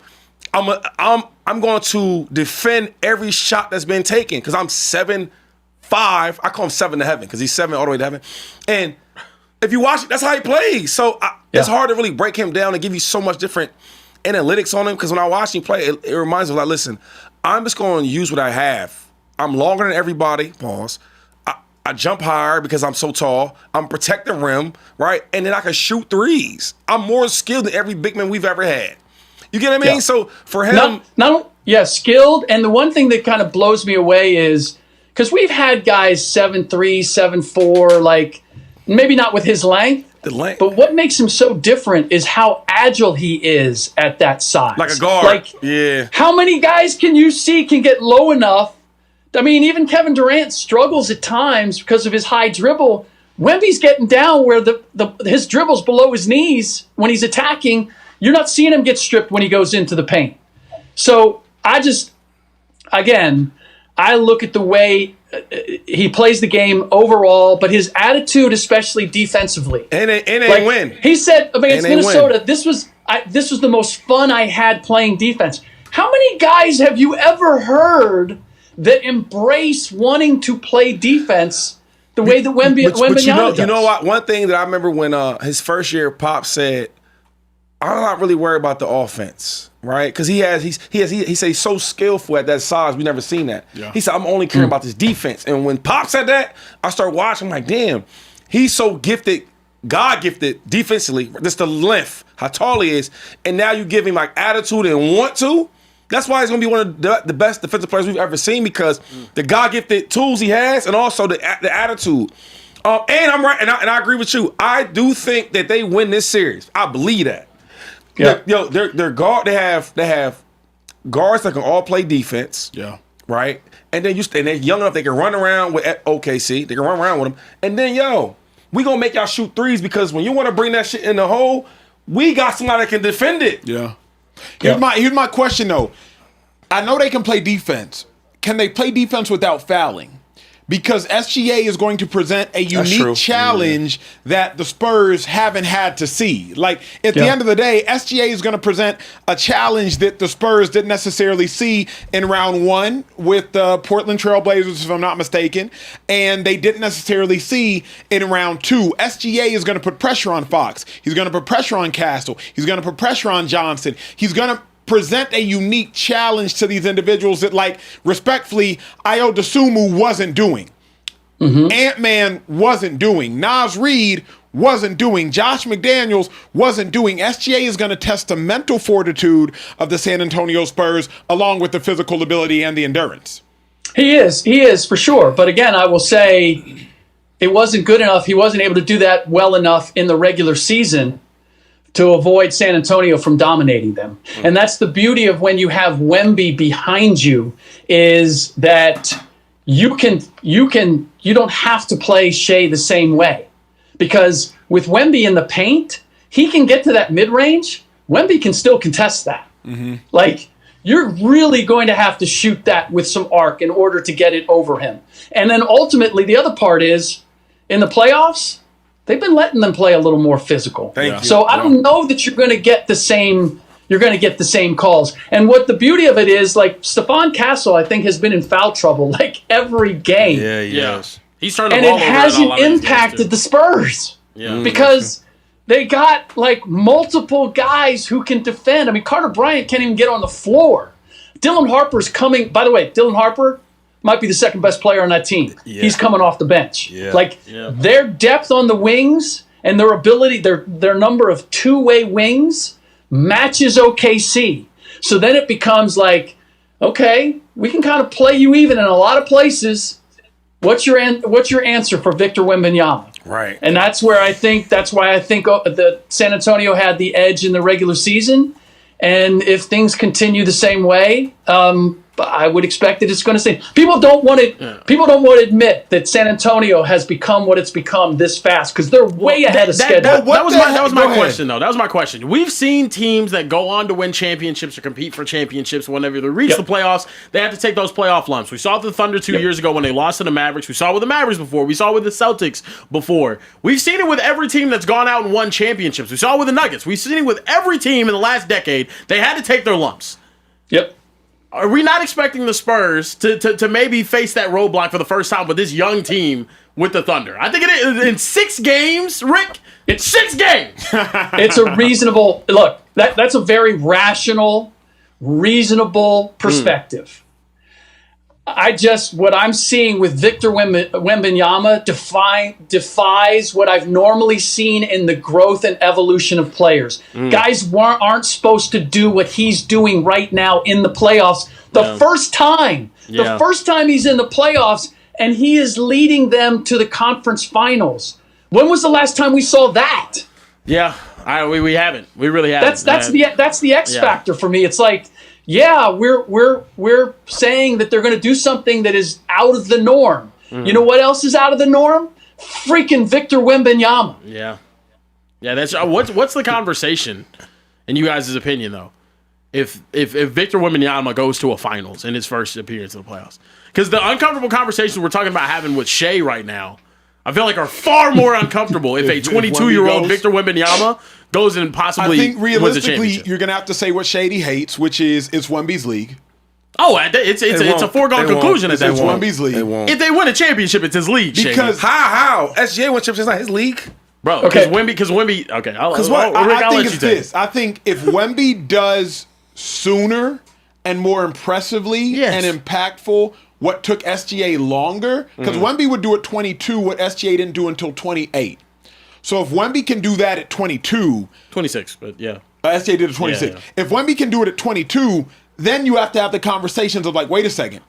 The likes of LeBron took longer. Yeah. The likes of Jordan took longer. The likes of Kobe when Kobe was the man took longer. And those are the guys that he's been compared to as a prospect, though. Like that's all-time greats. So I just want to ask this question. So you're telling me it's going to be his league at 22 with no MVP, this is a straight chip? By his league, I mean this, not the face. I mean, you now have to go through Wemby to win. When I say it's their league, I mean like they're Bowser.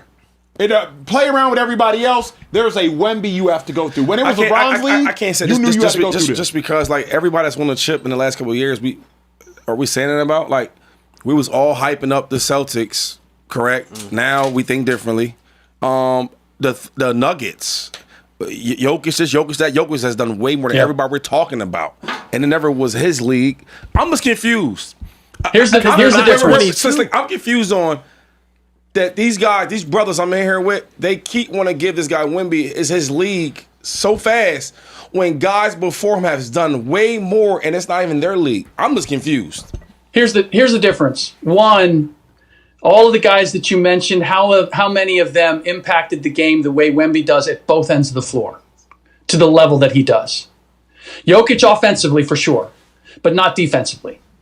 And the other element is because to your point, and this is fair, this is why I think we're too quick to say like this is the next dynasty. 2021 Milwaukee Bucks, they couldn't reload.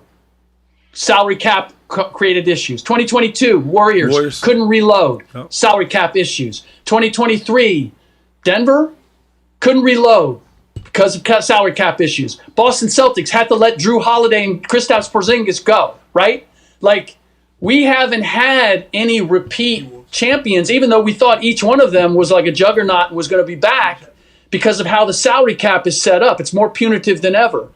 The difference is for San Antonio and OKC is that they are young, and so it's going to be a year or two before they have to start paying everybody the big money. And two, they have assets where if they need to, like OKC, for example, if they decide not to pay Jalen Williams, right? AJ Mitchell looks like he could step right in. Yeah. And you could trade Jalen Williams and get assets for down the road. So both of these teams are set up where it's like they don't have to get too expensive, even with their success. Real quick, because that was a great job. That's why you were the best. I'm confused again. Why you didn't use the Thunder? You didn't say anything about the Thunder. Use everybody up until the Thunder. In terms of what? You was going to all the teams. Like why they couldn't repeat. It's not their league? Yeah. He was saying why it's not their league. You went from the Warriors, I'll tell you why. The contract and this contract. I'll tell you why. Because I think San Antonio is going to stop OKC this year. But I'm saying OKC, bro.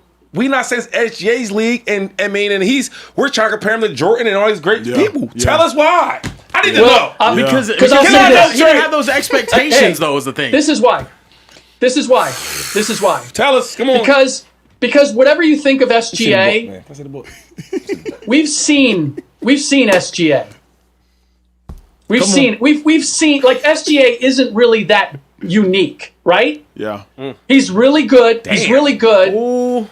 I see what he's saying, though. Yeah, we've seen iterations of SGA before. The stats are unique. Yeah. He's not yes, the stats are unique, but what he is as a presence is not unique. What, he's just super efficient. And Jokic is? No, he's going to Wemby. No. I'm saying I know he's saying. Victor Wembanyama is. Yeah. I know, but what I'm saying is when you talk about SGA's not looking like a certain way and all, but when I look at Jokic, I mean he's doing all these great things. Yeah. He don't seem to be Can I give you my reason why? For the sake of time. Rick, take a 3-minute break. We're going to get to some super chat. You better come back. Yeah, he ain't going nowhere. Somebody read his book. Central Cast, don't misbehave. Shady's going to read some of Coachable. Let's get to some super chat. Can I go get something to drink? Please. Yeah, go get something to drink. Please. Pull up. It's the Speakeasy. Yeah. Get you a little sip of libation if you need to, Rick. I know these guys are here stressing you out. Listen, Jonathan James Rambo said Sam Merrill should get Honey Bun Harden's game check, bro, low-key. Wow.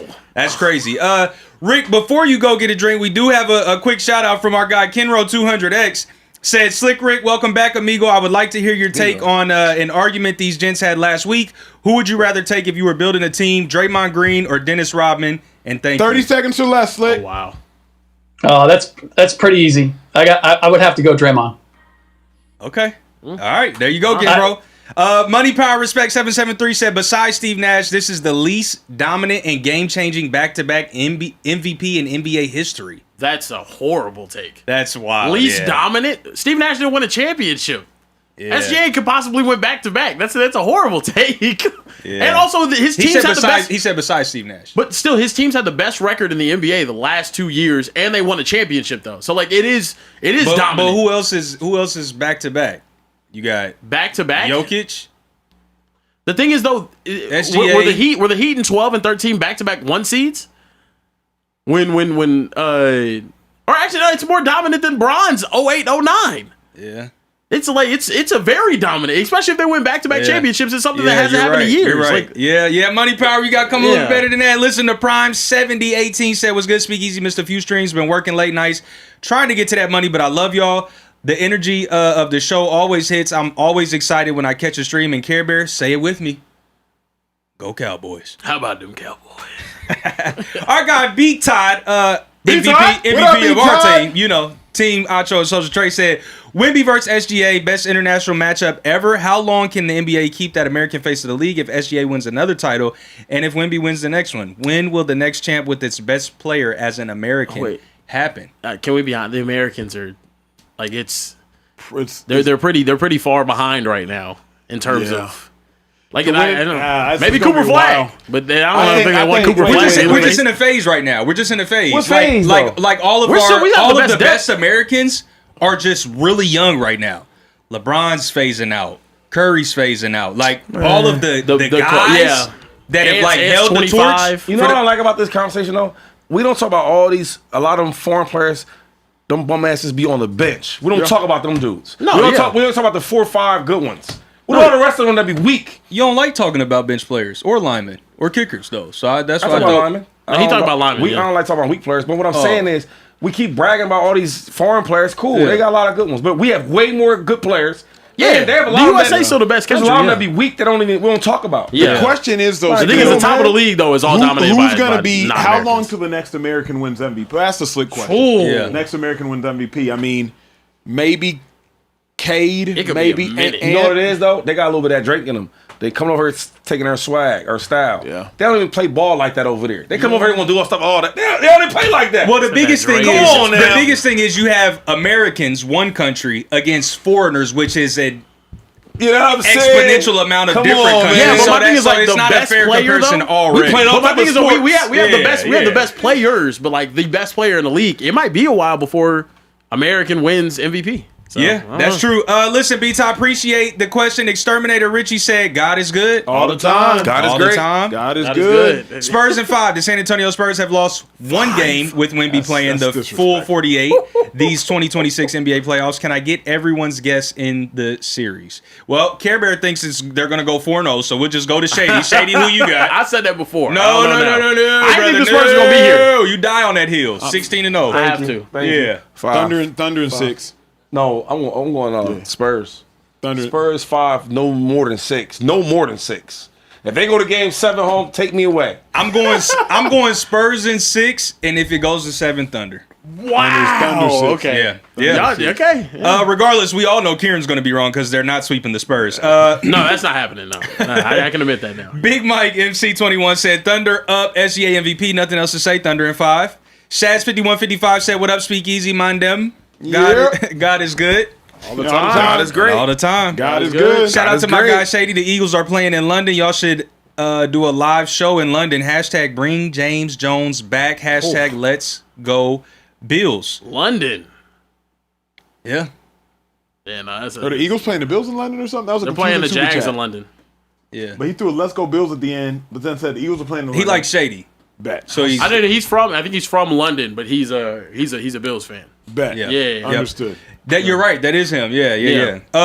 One of our resident comedians, King Drewski, said, "Yo, Teletubby Bear." That's crazy. That's wild.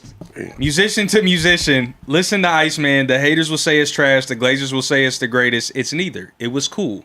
Solid 6.5 out of 10. I can take that. It didn't move me. I can take a 6. Which is exactly what I said. It's absolutely. I'll be subjective though. Okay. I texted Trey though. I think some of the songs on the other albums were awful. I think Iceman more listens is actually getting a little bit better. It's probably a 7.5 out of 10. I like I don't think it's the greatest thing ever though. 6 is, who said that again? It's a good album. I think it's solid. Yeah, he right though. That's about a 6. I think it's really solid. It gets better with each listen. Hey, we got to get back to Rick Bucher, NBA MVP voter, has been joining us all show. Can't wait for him to answer the last question on this final topic that includes Rick. Kieran, set us up. G. Look, fellas, we have to talk about this as well with the Timberwolves' elimination from the NBA playoffs. We got to have a conversation about what that roster looks like. The Minnesota Timberwolves are expected to make big changes around the core of Anthony Edwards, Jaden McDaniels, Naz Reid, and Joel. Oh my God, I forgot. Julius Randle? No, not Julius Randle. Not Julius Randle at all. No, Barringer. But fellas, the question for you guys is though, and Rick as well. Do you guys think Ant can be the best player on a championship team? Let me go ahead and answer this now. No. Wow. And as it stands now, I don't think Ant-Man can be the best player on a championship team, in large part because of what the man Rick Bucher taught me about Ant-Man on a previous show at a previous network. And if you paid attention to what Rick said, I believe over a year ago, it still stands true today. Ant-Man far too often his wires cross cerebrally during the game of basketball. Too often he doesn't know what to do when he gets blitzed. Too often he doesn't know what to do when he gets trapped. Too often he doesn't know how to get the ball out of his hands early on in the shot clock so he can find a way to get the ball back in his hands as the shot clock is winding down to create a quality shot. Too often the defense can confuse Ant-Man. It was cool and it was cute his third year in the league. But now that we're entering, what is it, year 6, year 5, now that we're progressing into being a veteran in a professional sport, it's no longer cool and it's no longer cute. It's hard for me to say at this stage in the game, Ant-Man can be the best player on a championship team when, simply put, I haven't seen him take the necessary mental steps to be the best. Physically, dog. Played through injury this series. Was down by 30, injured, still playing. Dog. Physically has it all. Swagger has it all. But when you talk about the cerebral aspect of the game, when you talk about playing without the ball in his hands, that is what I haven't seen from Ant-Man to be able to confidently and with conviction say, hell yeah, he can be the best player on a championship team. Does he need a better number 2? Absolutely. Julius Randle, not good enough. Wasn't good enough in his previous stop in New York, not good enough here. With all due respect, I told y'all this the other day. I don't think Gobert is good enough. At the point in which Rudy Gobert is giving you, I believe, no points and 3 boards in a closeout game, I don't think he's good enough either. Give me Ant-Man, give me McDaniels, give me Nas Reed, give me DiVincenzo. If you can throw some money at Acho to keep him around, please do so. Build from there. But as it stands now, Rick, as it stands now, 2-5, I do not think that Ant-Man can be the best player on a championship team. The floor is y'all's. This is crazy. We talking about Ant-Man? Yes, we are. Anthony Edwards. You see what I'm saying though? Like when it's Ant-Man, they lose, bad performance for the most part. We say all this about him. But we just watched Cade have 13 points in game 7, and you think he's the next one, huh? He's 1-1. You see what I'm saying? This is bull crap. Listen, I think Ant-Man is the real deal, right? Everybody goes through this. The problem is he's had so much success so early. The dude has been in back-to-back Western Conference Finals the last 2 years, correct, Slick? Correct. Yeah, so yo, let him grow. He's taking lumps. Cool. I mean, who's his number 2? Is it Julius Randle? Is that what that is?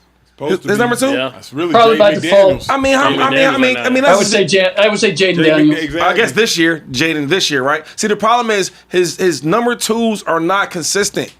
Jaden Daniels this year has done really, really well, correct? But the years prior to that, he wasn't around offensively. A lot of stupid fouls. You couldn't really play him late in games. Julius Randle, he's your number 2. How you gonna win with that? So he's gonna need the right number 2 guy to get him where he needs to go. If we look at everybody else that's been on his level, young and been winning, they had a solid number 2. You go to Jokic, right? Jamal Murray. You go to SGA, right? With Jay Will. I can go do this for hours. I look at when Luka, they didn't win, but damn, you give him Kyrie Irving, he goes straight to the finals. Well, it wasn't that just Kyrie though. Hold up. So this is my thing. That matters though. Your 2 matters. No, sure it does. But Kyrie wasn't the only addition, and this is what I've come to understand is that the more imperfect your superstar is, the more perfect your roster has to be. And the question that we have now with Anthony Edwards is, how many boxes does he check? And what I see him as of right now is he's the next coming of Kevin Durant in terms of he's a scorer. He's prime KD. You can't do anything with him. He can score at all 3 levels. He added a 3-point shot. This past summer, he added the mid-range. But you need a playmaker next to him, and you need the right defensive players around him, and you need the right front line. You need the right bigs. He doesn't have any of that outside of maybe Jaden. And I don't think the bigs are right. I don't think Julius Randle is right for him. I don't think Gobert is right for him because you can't get him away from the cup and open up the lane for Ant. So that's where, like, and we've had this debate plenty of times, like, who was the best player on the Golden State Warriors when KD was winning championships there? A lot of people, an argument can be made that KD was the best player on that team. But does he win a championship without those other ideal pieces around him? And that's where, do I think that Ant could? Yes. I think that he could win a championship. Yeah. But here's the biggest problem that he has. Victor Wembanyama is a better, an easier superstar to build a championship team around. SGA is an easier superstar to build a championship around. For my money, Cade Cunningham is an easier superstar to build a championship around. I know Shady's going to push back on that, but that's just where I am. But the bottom line is he has at least 2 in the Western Conference alone that the San Antonio Spurs and the Oklahoma City Thunder don't have to find as perfect a mix around their superstars as Minnesota has with Ant. Because essentially what he is, he's an unstoppable 3-level scorer. But is he a playmaker? Is he a decision maker? I disagree. Is he a leader? Like, those are the elements. Great two-way player. I think defensively gets into it. I love his spirit. I love watching him play. But you're going to need a lot of other things around him need more pieces, to win a championship. No, I agree with that, Rick. I also think we're in a situation now with Anthony Edwards where, yes, he is young, but also look at the teams contending. Spurs are younger. Yep. The Thunder are young. So a lot of those guys younger than what he has around him right now, and him himself as well. So I've said this years ago before we were on this show on other platforms and whatnot. But essentially, I don't think Anthony Edwards is ever going to be an MVP caliber player, and I don't think he's ever going to win a championship in Minnesota. He just does not have the team around him to be able to do it, and they're going to be too good to build that team around him. Sorry, it's just it's the curse of a not huge market team. And unfortunately, too much success. But here's what's interesting, though. If you subbed Ant-Man for Wemby, I don't think the Spurs do what they do. No, and the reason I say that is, like, we keep talking about Ant-Man doesn't have the team around him, and you're right, but two things are true. Ant-Man doesn't have the team around him for Ant-Man. Mm-hmm. Because like Slick said, like, if Ant-Man were a more superior player, then you might suggest, hey, that is enough. If you sub him with Shai Gilgeous-Alexander? Let's switch. Yep. Because we're like, Wemby, out of all the players in the NBA, he's probably the easiest player to play with. I don't care whoever you're talking about. Mm-hmm. The dude's 7 to heaven. He's you know what I mean? He can shoot threes. He can do everything. He's different. Give me, let's say Shai. If they switch, do Timberwolves do more? Yes. No, they don't. Yes. No, they don't. Yes. So wait. Yes. So wait. More is this. More is going to the finals, correct? Because my man, see, y'all forget so fast, and I hate when y'all do that. When players have resumes, dude, that means they have to go out there and do it.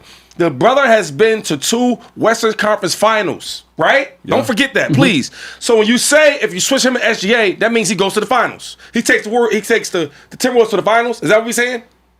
Are we going to consider what he did in those conference finals? Are we going to take that into account? Yo. The book says coachable. That's what the book says. Show him the book. Show him the book. He got there. You ignored my question. That's not coachable.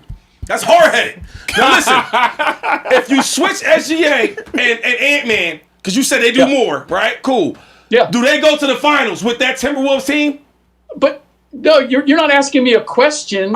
You're setting parameters that I don't agree with. Time out. He just said going to the finals doesn't necessarily mean they did more. It means they went further. What? Now you answer that because you got all the degrees. If you go to the conference finals, and you get swept every year, okay, were you really a conference finalist team, or were you just better than, or did you just have the right road to get there? So wait, I just want real quick. So you're telling me I just think overall, when I take SGA and what he's capable of doing, he could do more with what Minnesota has right now than Ant has been able to do. So you know what? Yes. Do I think that he could take them to the finals? Yes, I think he could. Wow. I think now not with San Antonio and OKC having another SGA. Yeah. I see what he's saying. Like not now under these circumstances, but he's saying under in terms of just Minnesota and the problems that Minnesota would pose. Yeah. SGA, because look, The reality is, if Mike Conley wasn't 38, 39 years old, if he was Mike Conley at 31, 32, he would fill a huge gap that they have, which is a playmaker that just now allows Ant to be a scorer, and he doesn't have to get Gobert involved. He doesn't have to like keep Randall under control in terms of what shots he's getting and taking. He's not like. Yo, man. I wish Ant had done a better job with Jaden and like brought him along. It's when. Was it Naz Reid who was talking about the moodiness of the team? Yes, that was interesting. That nobody paid attention to that, Rick. The most interesting quote. The most interesting quote over the weekend was, I believe it was Naz Reid who was saying like, "Hey, why didn't y'all advance?" And he was like, "Well, some teams are very consistent. They don't go up and down that much." He's like, "We're a very moody team. Like depending on our moods dictates how well or how bad we play." And I was like, that is an incredibly telling statement of an athlete. 100%. You're essentially saying your team lacks the maturation or the mental fortitude to be consistent night in and night out. And think about the Spurs. The Spurs are just here. They're just like, they're a moodless team. Winning, losing, a moodless team. Yeah. They go to work. But you could tell the T-Wolves, one, I just don't think they have nearly as high an IQ. But they're a little bit more of an emotion. But like Jaden McDaniels is a super high IQ player. Julius Randle's not a super high IQ player. Ant-Man for his elite status, not the high IQ player that matches his high physicality. Also emotional. Like he takes you on the roller coaster. There's times where he gets and sometimes gets emotional at the wrong times. Like he'll punch one on somebody in the second quarter in game 2, and I'm like. And get like all hyped about it. I'm like, dude, one, that's wasted energy.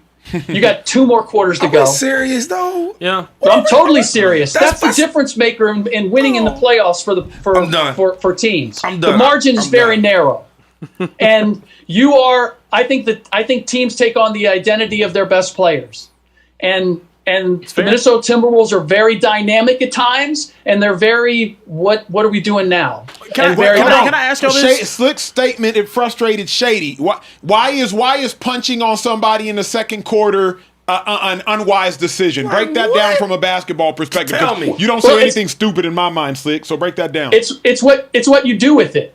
If you act like we just won the game, like you're not understanding that you got a whole lot more to go, and taking care of your energy and where you expend it, like emotionally. You guys know this as athletes. Yeah, I know, right? I know when you get hyped and you get hyped early. Like, okay, where are you late in the game? Like, especially in the playoffs, who don't get? You have to maintain and conserve that energy for as long as you can. So when you act mentally, when you act like I just won the game with this play in the second quarter, and then the other team's like just rolls through it, it has an impact. It has an impact on everybody in the game. So that's where I just think you have to understand the psychology of the game. Mentality. I can't win the game in the second quarter. Yeah. I was also just going to ask y'all this. Let's talk about the championship ones over the last decade. Do you guys think Ant is that caliber of player? Because I don't. I don't. But the championship. Could you think he's the same caliber as a Jokic? No. As a Shai Gilgeous-Alexander? No. As a Giannis? No. As a Jason Tatum? No. As a Steph? As a Steph? No. He's up there with Tatum for sure. He's up there with Tatum. But the thing is, I can agree. Not after watching Tatum the last 2 years. Here's why I won't agree. Because Tatum is a conduit for making everybody better. Well, Tatum also has Tatum, bruh. Don't get it twisted. Tatum will give you the same 26 points, but will give you 12 rebounds for a whole series and 8 dimes. You know what else Tatum did? And he'll just do this. And you know what else Tatum did? Jaylen Brown said, and let me get that Finals MVP up. That's the difference, though. Because Anthony Edwards doesn't have that. Let me get that Finals MVP up off you, my brother. But we got a final. That's true. But let me get that Finals MVP up off you, my brother. Iguodala did the same thing. Yeah, and Kevin Durant did the same thing. That's cool. Yeah. Jason Tatum and Edwards are definitely in the same category. Anthony Edwards has never been a first-team All-NBA player. Anthony Edwards has never had a Jaylen Brown next to him either. I'm saying he's never played the game at the level of Jason Tatum. When I was telling Slick this, I said, yo, everybody y'all keep naming has a number 2, dude. A solid number 2. But except the one y'all keep talking about is Anthony Edwards. Giannis is debatable. Giannis didn't have a solid we talking about LeBron and Cleveland in the first And then my thing is, bro, Yeah, like he never went to a Western Conference Finals. That's hard to do, dog, and he did that. Yeah. So all this, he's not smart and all this bull crap. He's winning enough. It's not bull crap. He's winning enough. He's winning enough. I've seen guys do that, though, and too. Eventually, he's going to get over the hump like every other player. Yeah. And another thing, you talking about the finals. Yeah. The Eastern Conference MVP, JB got that. Yeah. All right. So what I'm saying is, forget the finals. When we need you most, because I remember that when they won that chip, when they needed him most, the one that stepped up was JB. Wasn't Tatum. Yeah. Sure. What you mean? They're not the ball was in his hand late in the game. They still made the finals before that, though. Like hold up. He stopped my man on defense. He was guarding Siakam. Yep. Right. Stop him, shut him down, and then on the backside, they're not gonna score to win the game. So what I'm saying is, if you have a number 2 option, it makes the game easier. So I don't disagree with that. Here's where I disagree with. I think JB has more heart than JT. I think he got more dog than JT. I do not think he is a better player than JT, and I don't think Ant-Man can touch Jason Tatum. Do you think Anthony Edwards is a better player than Jason Tatum? He has 4 of them. I mean, Anthony Edwards has never been a first-team All-NBA player. He got first-team All-NBAs that y'all just sitting here. What that mean? That means that it means you were a top 5 player in the league for 4 seasons. But what I'm saying is, so y'all don't consider Ant-Man one of the top players in the NBA? Ant has never been a top 5 player in the NBA. I'm asking you because some guy like Jalen Brunson's not a top 5 guy in y'all conversations. Cool. No. But he's an elite top tier player. Yes. Like, Spotty Mitchell's not top. He's not. No, hell no. But he's you know what I mean? Yep. So what I'm saying is superstar. There's elite guys and there's guys running underneath there. That's a fair What point. I'm saying is, y'all not gonna sit here and tell me on a Speakeasy that y'all don't think Anthony Edwards is one of them top tier elite players. How not? I don't think he's Jokic. This is what's tough. SGA. Get in there, Wemby. Get in here. I don't think he's Giannis. I don't think he's that. though. You don't Get in here, gotta be. Rick. Those are the guys that are winning Hold on, Rick. championships. Get in here, Unless Rick. you have Jason Tatum's team. Kieran, get in here, Rick. Shady, this is what's tough because if we're just talking pure talent, I'm taking Anthony Edwards over Donovan Mitchell. Of course. Okay? All right? But Ant Edwards could not do what Donovan Mitchell did tonight in terms of I don't know how many assists he had, but in terms of becoming a playmaker, attacking and finding guys and getting everybody going, that's not what I've never seen Ant have that kind of a game. What has Mitchell done before this year? Tell me. I'm not looking at you. I'm looking at the mic. You tell me. Can you see me? I said tonight's game. I want to look at the mic. Example. I don't want to look at Skip. You gotta put the mic cover back on it though. You probably see, he MVP and all that. Voter, I respect that. But I know that I'm right, and I'm right. Tell me, Slick, because I'm not looking at you. Tell me, what the hell has Spotty Mitchell done better in his career than Anthony Edwards? Tell me right now. That's not what I said. That's not what I said. Tell me. Say Spotty. I think you're going to say somebody like Luka, JT, JB. He going to say Spotty Mitchell? No. Spotty Mitchell can't touch. I just said to you. With a Wemby freaking house, because you know it's tall as hell, can touch Anthony Edwards on his best day. What? Where that book at? Yeah. I need to write a second book. Hold up. I need to write a second book. Listen. Donovan Mitchell does have a first team All-NBA.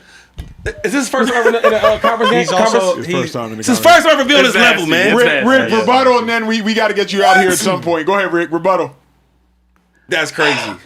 I made the point that in tonight's game, in fact, I don't know. Do you guys have the stats there? What did Mitchell have in terms of assists? 26, 8, and 7. Yeah. 26, 8, and 7. Yeah. Donovan Mitchell, I mean, he does have a first team All-NBA. Just saying. Man, come on, bro. Who you taking first? That's silly. I start acting silly. I'm taking Ant. Everybody named Mama's going to take Ant-Man. Also, there are teams across the league that if Anthony Edwards was on those teams, he's the championship one. With it, there's a team. A championship one. There's one team. A championship one? Like he wins it. Like he's capable of winning the championship with them. Yeah. The Thunder is not teams. There's a team. It's the Thunder. There's a Thunder. If he's on the Spurs, if you remove Wemby and put Ant-Man, the Thunder beat them. They're not doing that. They get to the finals, but sure, I'll hear that they don't win the championship. The Spurs don't get to the finals. The Celtics. But yo, Celtics. Swap whichever. JB or JT. Hell no. I can't give you that. But they weren't able to do it this past year. So y'all are telling me the difference between Jason Tatum and or Jaylen Brown is a finals appearance so big. They got eliminated in the first round. Anthony Edwards wouldn't win a championship last year or this year. that Anthony Edwards wouldn't win a championship with They that weren't team. capable of crazy. winning it It sounds last crazy. year or Or this this year. year. They're eliminated in the first round. Troy, Like, what are you talking about? Like they It couldn't doesn't do it. matter. If you switch him and Jaylen Brown, they're still out in the first or second round. I don't know about that. Bro. They didn't do it. Jaylen Brown played at their top five level this year. They were still hurt this year. They still they were not Jason like, Tatum, right, at his best, Ant-Man at his best. Are they close or you don't think they're close? Jason Tatum at his best I'm is a I'm triple-double walking. So Bro, no. bro. No, they're not. Okay, and JB at his best and Ant-Man and a best. problem They're not- defensively. No, Ant-Man and JB similar. Very, very, very similar. Because they're buckets, and they don't necessarily get everybody around them better. The thing about Tatum's a poor man's LeBron. Like, so Tatum ain't got that dog, he ain't got that killer, but Tatum he's a walking triple-double, bro. It's crazy. How can It's we crazy. how can we mention I'm off IQ as a detriment to Anthony Edwards and act like Jason Tatum's basketball IQ is any better? A guy that comes down consistently in the worst moments and just jacks up threes at the worst and most inopportune times in the game. Isolation three. Jason Tatum will shoot you out of a game solely from the three-point line. Now, Ant Edwards has his share of mistakes that he'll make as well, but it's going He to will look shoot you out of a game too, bro. Yeah, that's what I'm saying. He has his Y'all forget they lost in 2 Western Conference Finals, though. I watched him ass it up against the Mavericks. Yeah. I watched it. He stunk it up in the Western Conference Finals. And I we've understand it was seen his first Jason time. Tatum fall short as well. But what I'm with a saying much is, better what I'm team saying than is, the you're speaking from a Timberwolves. perspective like as if Ant-Man, Anthony Edwards hasn't had bad playoff performances. He has. He's also had bad cultured. playoff Yeah, I teams. know. Yeah, Y'all too cultured. Here's I Tatum's got a also question done for well. Shady. Go ahead, Can I Rick. have Go ahead, Rick. Shady, you asked me a bunch of questions. I got a question for You you. never answered. Okay. I really don't like your questions. Let's be honest with it. That's the heart of it. I believe that Anthony Edwards is a better talent than Donovan Mitchell. Yes. Way better. Way better. Right. Why then is his career highs in points, rebounds, and assists not equal to Donovan Mitchell? Why is Donovan Mitchell have higher numbers in each one of those categories? Why has he reached a number higher in each one of those categories than Anthony Edwards ever has? How does Donovan Mitchell have a 71-point game and Anthony Edwards does not? How does he have more assists in a single game than Anthony Edwards? Rebounds. Well, Slick, you asked me like 13 questions, so I can't answer all of them. No, that's just one. That's just one. Well, why are his career highs not higher than Donovan Mitchell's when he is a bigger, better talent? So I don't know that answer, right? I don't know the answer, and hopefully you'll give me the answer, right? But this is what I can tell you. I can tell you this though: if they both was on the free market, right, and the Cavs could take Anthony Edwards or take Spotty Mitchell, I think everybody in my bank account, and I got some money in my account, everybody would say, you know what, we want Ant-Man. I'll tell you another thing. Since you're telling me about stats, right? Because the only stat that really matters is winning. Okay. I just asked a question, and I said I can answer a question, but the only stat is winning, right? If you look at what guy wins more and goes farther, who is that guy? Ant-Man, and he's younger. So all this. I thought wins were a team. I thought wins were a team category. It is, but when you talk, but the best player can talk about. Well, the best player can talk about like I did that for my team. Not the like the tag-alongs. They can't do that. You know what I'm saying? The tackles can do that, but the best player can do that. Real quick, Spotty Mitchell's career so far, overachiever or underachiever? Oh, over. Overachiever. So right in my mind, Anthony Edwards' career right now today, overachiever or underachiever? He's better than I thought he would be coming out of college. I feel as if he has, in a lot of ways, plateaued, even though he's added things to his game. At 26, he is 25. He's 24. He's 24. Yeah. So real quick, you're telling me, but he's played 6 seasons. But time out, Shady, hold on. So 24 years old, you've been to 2 Western Conference Finals, right? No real strong number 2 player, and you two that's underachieving compared to Spotty Mitchell, who's older than him. This is his first time ever being on the Eastern Conference Finals, and you tell me he's an overachiever? What are we talking about? What? He's bet. I mean, at 6'2", like you were just the guy telling me that we give extra credit to guys because of their size. And you told me to my face that don't matter. So no. I did not say that. I said I respect guys who make the most out of what they have. We gotta go with it. You asked me if he's an overachiever. Real quick, based on his size and his physical gifts. Spotty's always been number one. Donovan Mitchell is an overachiever. I just want to say this though: are we in the Speakeasy comparing Spotty Mitchell to Anthony Edwards? Are we doing that for real? I just want to know if we're really doing. Are we doing that right now? We can't be doing that. Are we? I hope not. We comparing Spotty Mitchell to. I'm taking Anthony Edwards over. Every person gonna take Anthony Edwards. But the problem, this is also what I think Rick's saying before we get Rick out of here. I think Rick's saying Anthony Edwards. It shouldn't be a conversation. It should be wider. It should be wider. It's not. It should be wider though. It's not. It should be wider. It should be wider. It is wide. It's real wide. Yeah, it's wide. Shady. One more question for you. Has, based on what Anthony Edwards has, physical gifts, physical ability, has he made the most of them? Yes, he's one game away from the finals. Yes. Twice. What are we talking about? That matters, though. You know why it matters? Because as a ball player, it's hard as hell to get there. Y'all don't look at that. Y'all act like that don't matter. That don't count.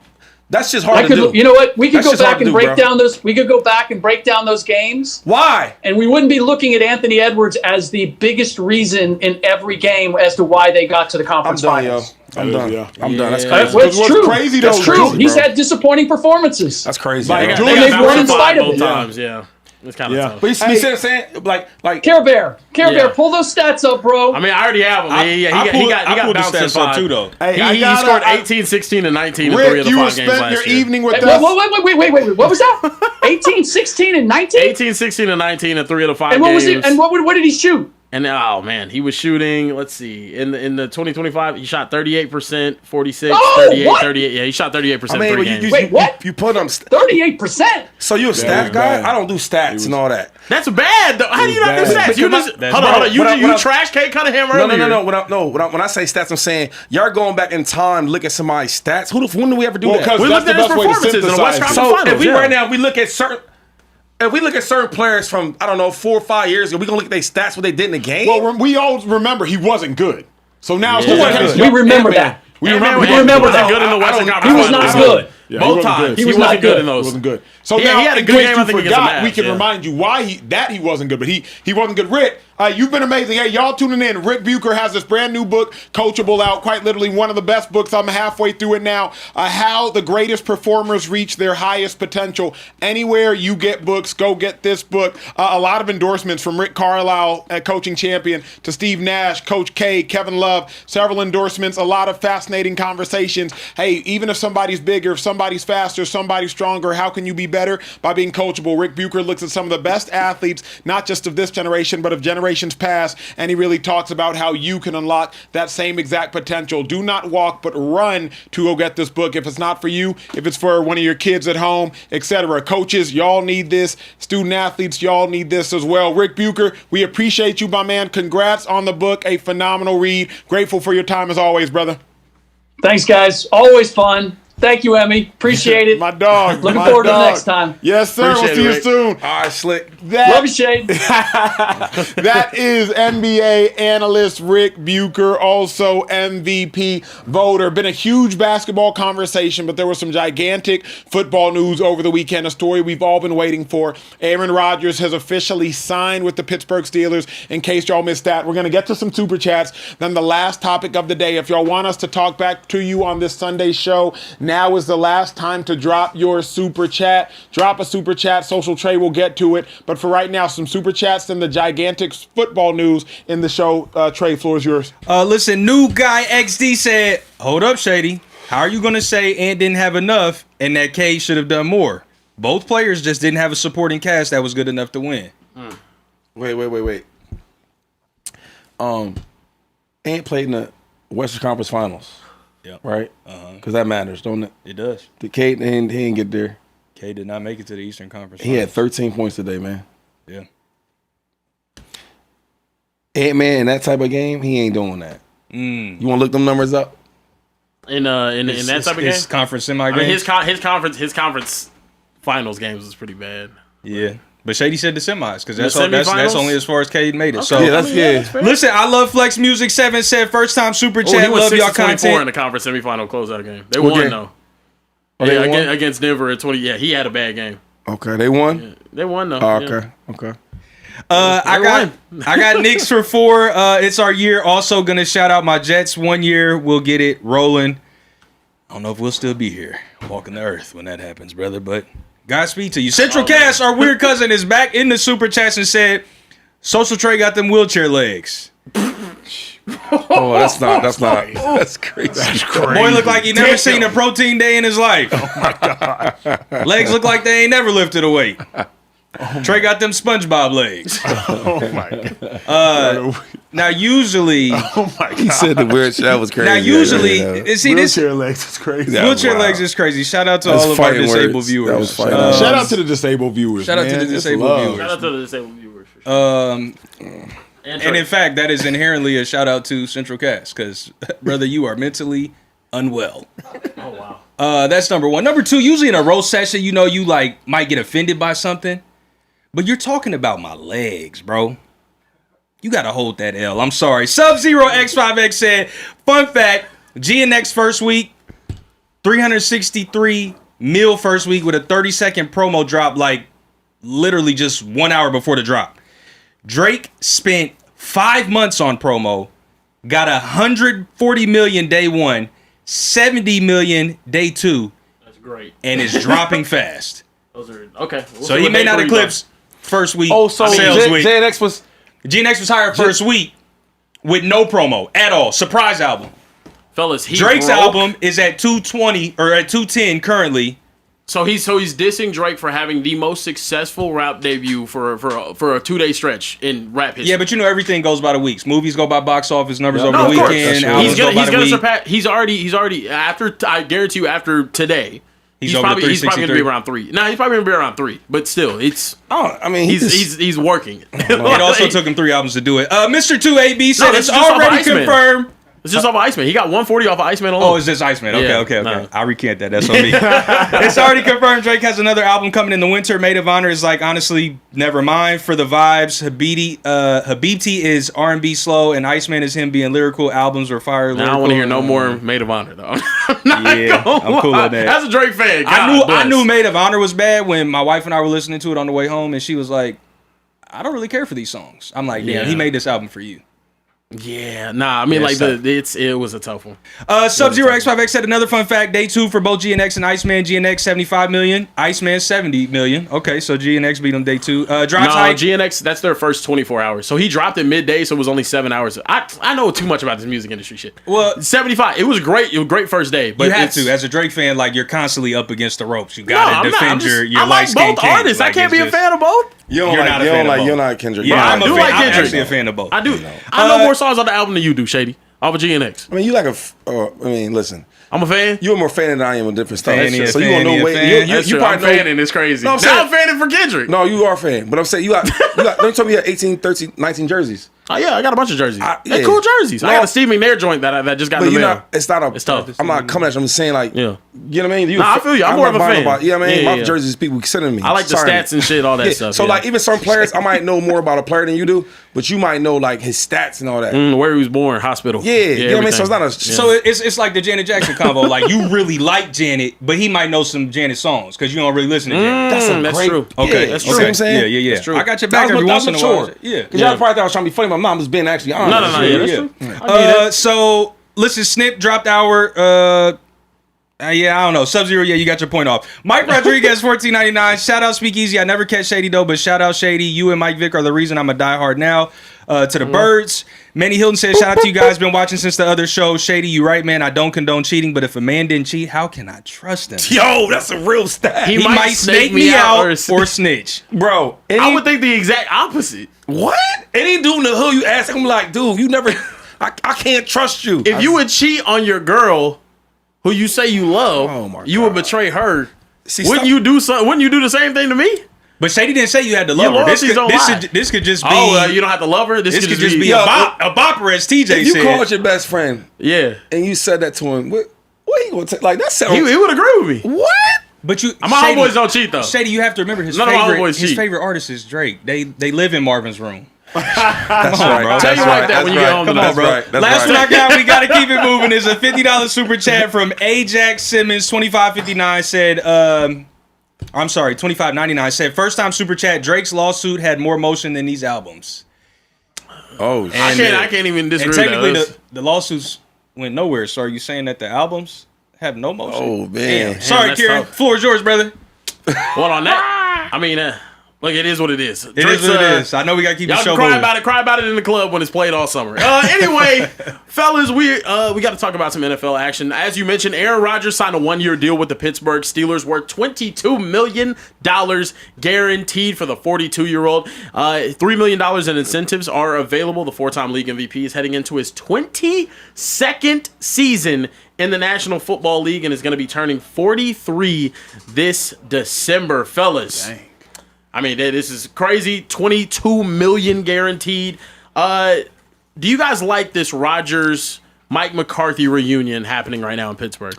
2-5, I like it because the Steelers needed a quarterback for a year. While I believe Drew Aller they got in the 3rd round, Kieran, correct me if I'm wrong, they needed a quarterback for a year while Drew Aller matures. Mike McCarthy doesn't necessarily love working with rookie quarterbacks. Remember, there's Aaron Rodgers who got to develop under Brett Favre. When Mike McCarthy went to Dallas with Dak Prescott, Jason Garrett had helped develop Dak Prescott. Mike McCarthy in his ripe old age, he doesn't have time to try to train a rookie and go through the full fire with the rookie. Let Aaron Rodgers, to some degree, train the rookie. Let Drew Aller learn from one of the best. You saw how Jordan Love learned from one of the best and how Jordan Love, inevitably, by the time he became a starter, he was a playoff caliber quarterback.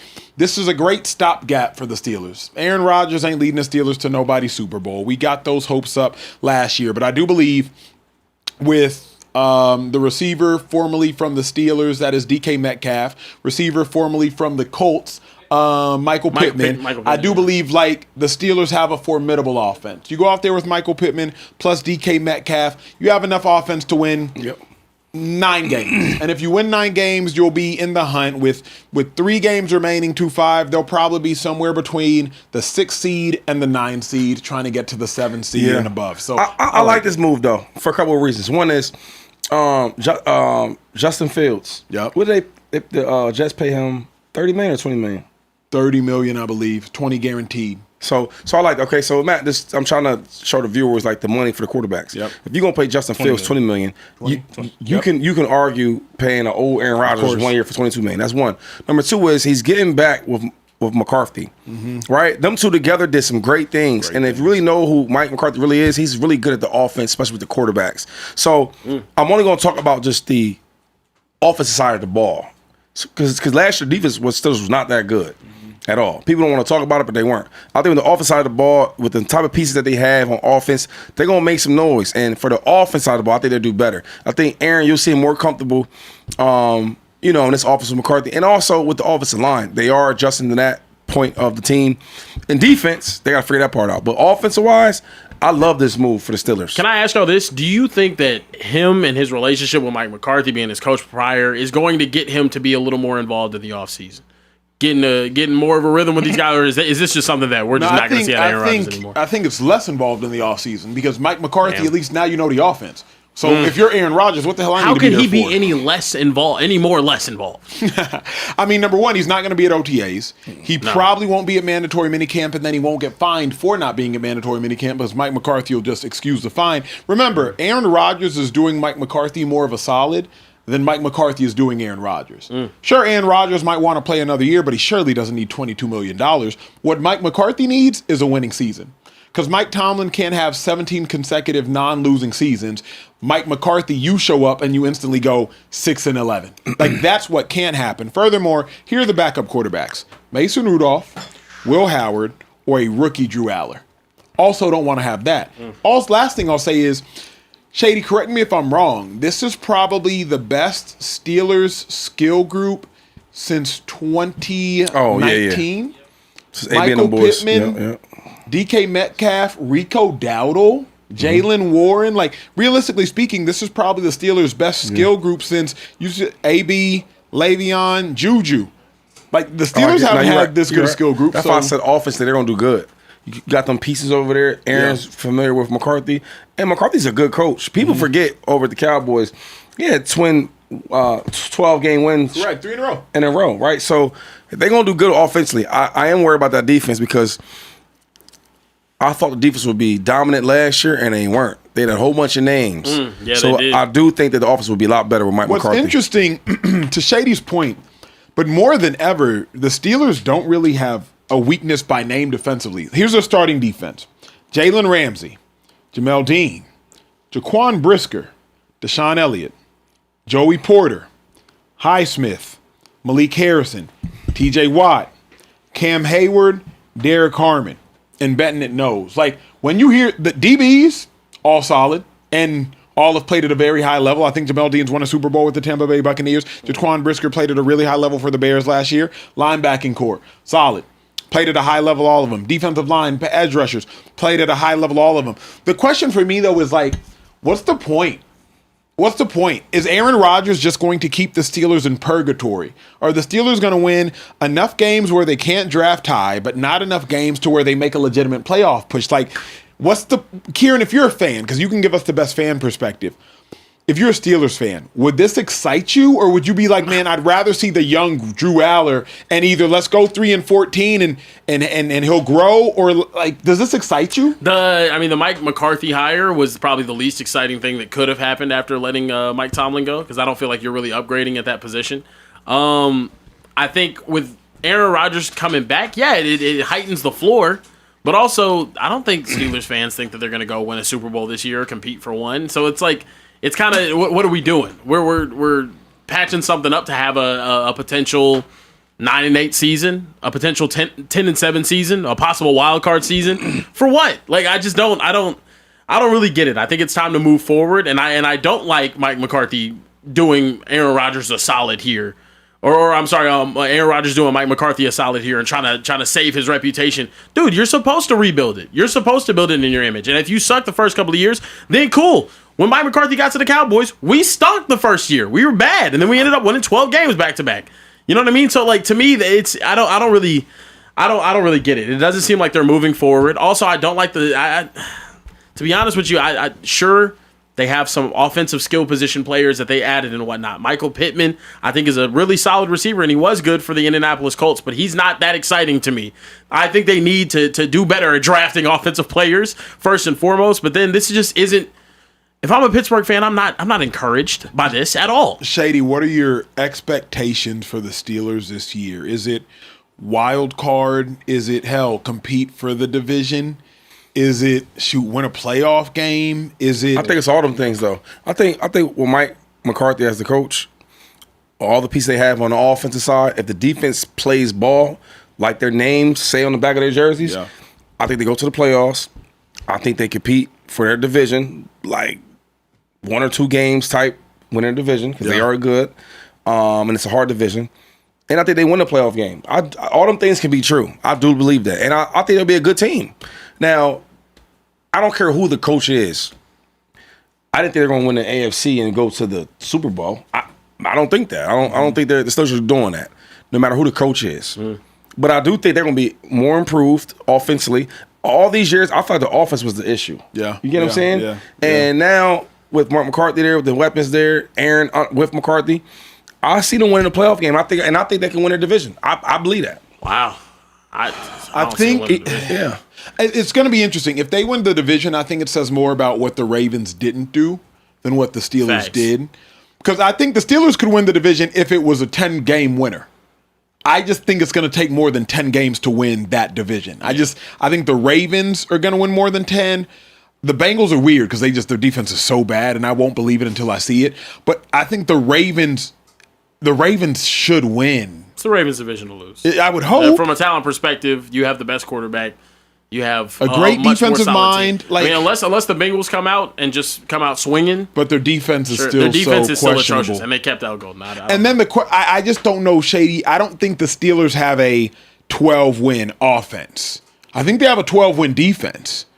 That they have to prove it to us, the Steelers. I don't know if the Steelers have like a 12-win offense. I disagree. Really? They're going to be able to run the ball really, really well. Like, coaching matters. Yeah. You get what I'm saying? Like, coaching really matters. And I think McCarthy is a good coach, especially offensively. And they got a really good running back. They got some weapons on the outside. Who's running back one, you think? Warren or Dowdle? Dowdle. You see what he had last year? Yeah. Yeah, what? Warren's just still, obviously it's offseason. He's still listed as RB1. I'm not believing in that run game until I see it. But remember, they got rid of Najee for Warren. So they believed in Warren enough to get rid of their first round pick, 22 overall Najee Harris. Mm-hmm. They got Dowdle, but the Panthers kept Hubbard over Dowdle, right? Kept Hubbard, and then now Jonathan Brooks are hoping he can get healthy. Yeah, but Rico was balling, though. He was. And 6 a touch. Now they got to fix the offensive line. Because Aaron is 40. He got 43, tons of gray on him. I don't feel confident in the run. Tons of gray on him. So if they don't get the line fixed, because last year he was, and it's not even him, but most quarterbacks, you get hit once, twice, you looking, and he's 40. He can't move. He's scared in that pocket. Yeah. So they got to protect him, but they got the pieces to do it. Yeah. And I think when you're a good offensive mind like McCarthy is, when your line ain't that good, you can't find ways to adjust. Mm-hmm. You know what I mean? And kind of hide that part of the offense. That's well said. Let's get some super chats before we get out this joint. Say less. Super Devin 45 said, do you not think having a better offense allows the defense to rest and perform better? Also balancing the team. Complimentary football. Absolutely. Makes a difference for sure. Manny Hill in 9979 says, shout out to you guys, been watching since the other show. Shady, you right, man. I don't condone cheating, but if a man didn't cheat. Oh, you right. I read that. Yeah. I didn't delete that. That is on me. All in the Soil said. Can we do a poll before we leave? Or it's too late? It'll take too long for them to vote. That's correct. What's the poll? Because I might already dropped it. Every dude in the world knows that, you can't trust somebody if he's never ever did, you know. The poll I dropped was which album is better, GNX or Iceman, and the majority 60% said GNX. Yeah, no, for sure. They're lying. What's your vote? They can't name. Oh, it's GNX. Me too. What's your vote? Yeah, for sure. Yeah. Name 5 GNX. songs off the album. Yeah, that's 3. Off What's your GNX? vote? Yeah. TV Off, Squabble Up, Luther, Squabble Man Up. at the Garden, Gloria, I don't think Dodger Luther's on that Blue. Not like That's us. 6. But here's the thing, bro.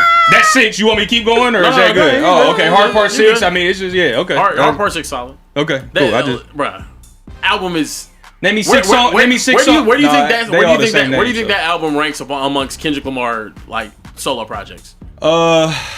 No order. I would go Close Good to Kid. dead last. No, not even close. Good Kid, Mad City. Okay. That's number 1 for me. Good Kid, Okay. Mad City. Yeah. Is it better than To Pimp a Butterfly?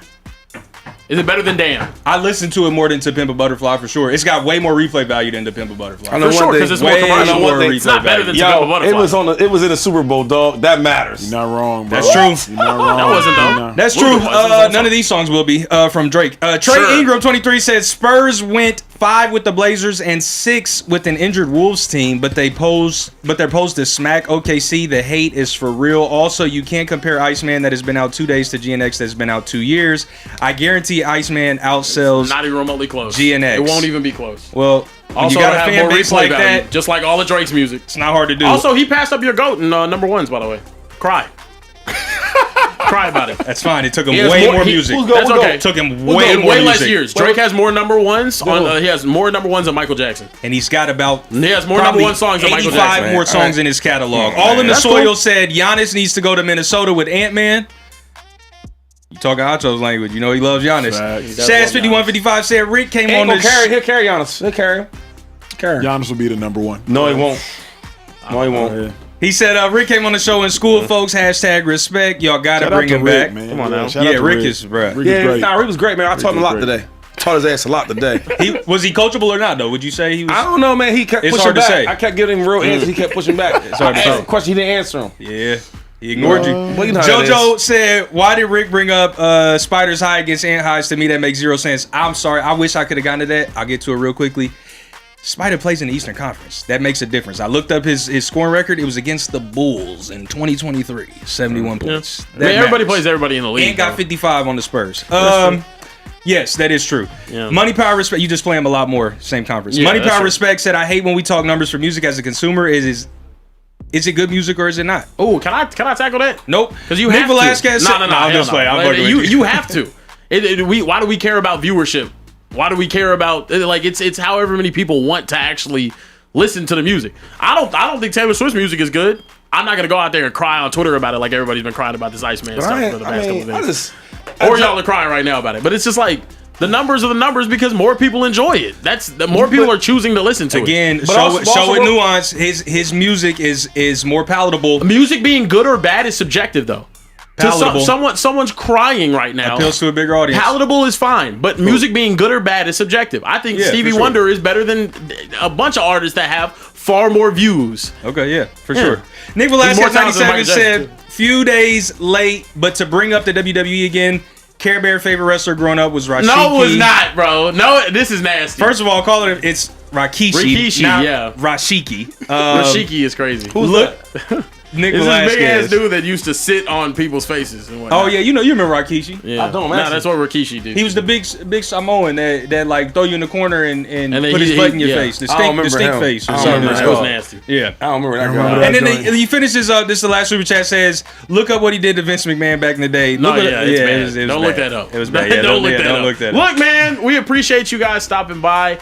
It was a hell of a time. We know we're gonna make y'all remember. You know, we're gonna make y'all cry. Can't wait to collect this. You know, we're just gonna do the best. You know, it is what it is. 10:23. Here at the Speakeasy, Eat that OT. we go live every single Sunday. Yes, we do. Through Thursday at 11:15 p.m. Eastern, 10:15 p.m. Central, and 8:15 p.m. Pacific time. Before you get out of here, make sure you hit that like button and hit the subscribe button. Hit the bell button to be notified when we go live, because sometimes the times do change when we have to go to church.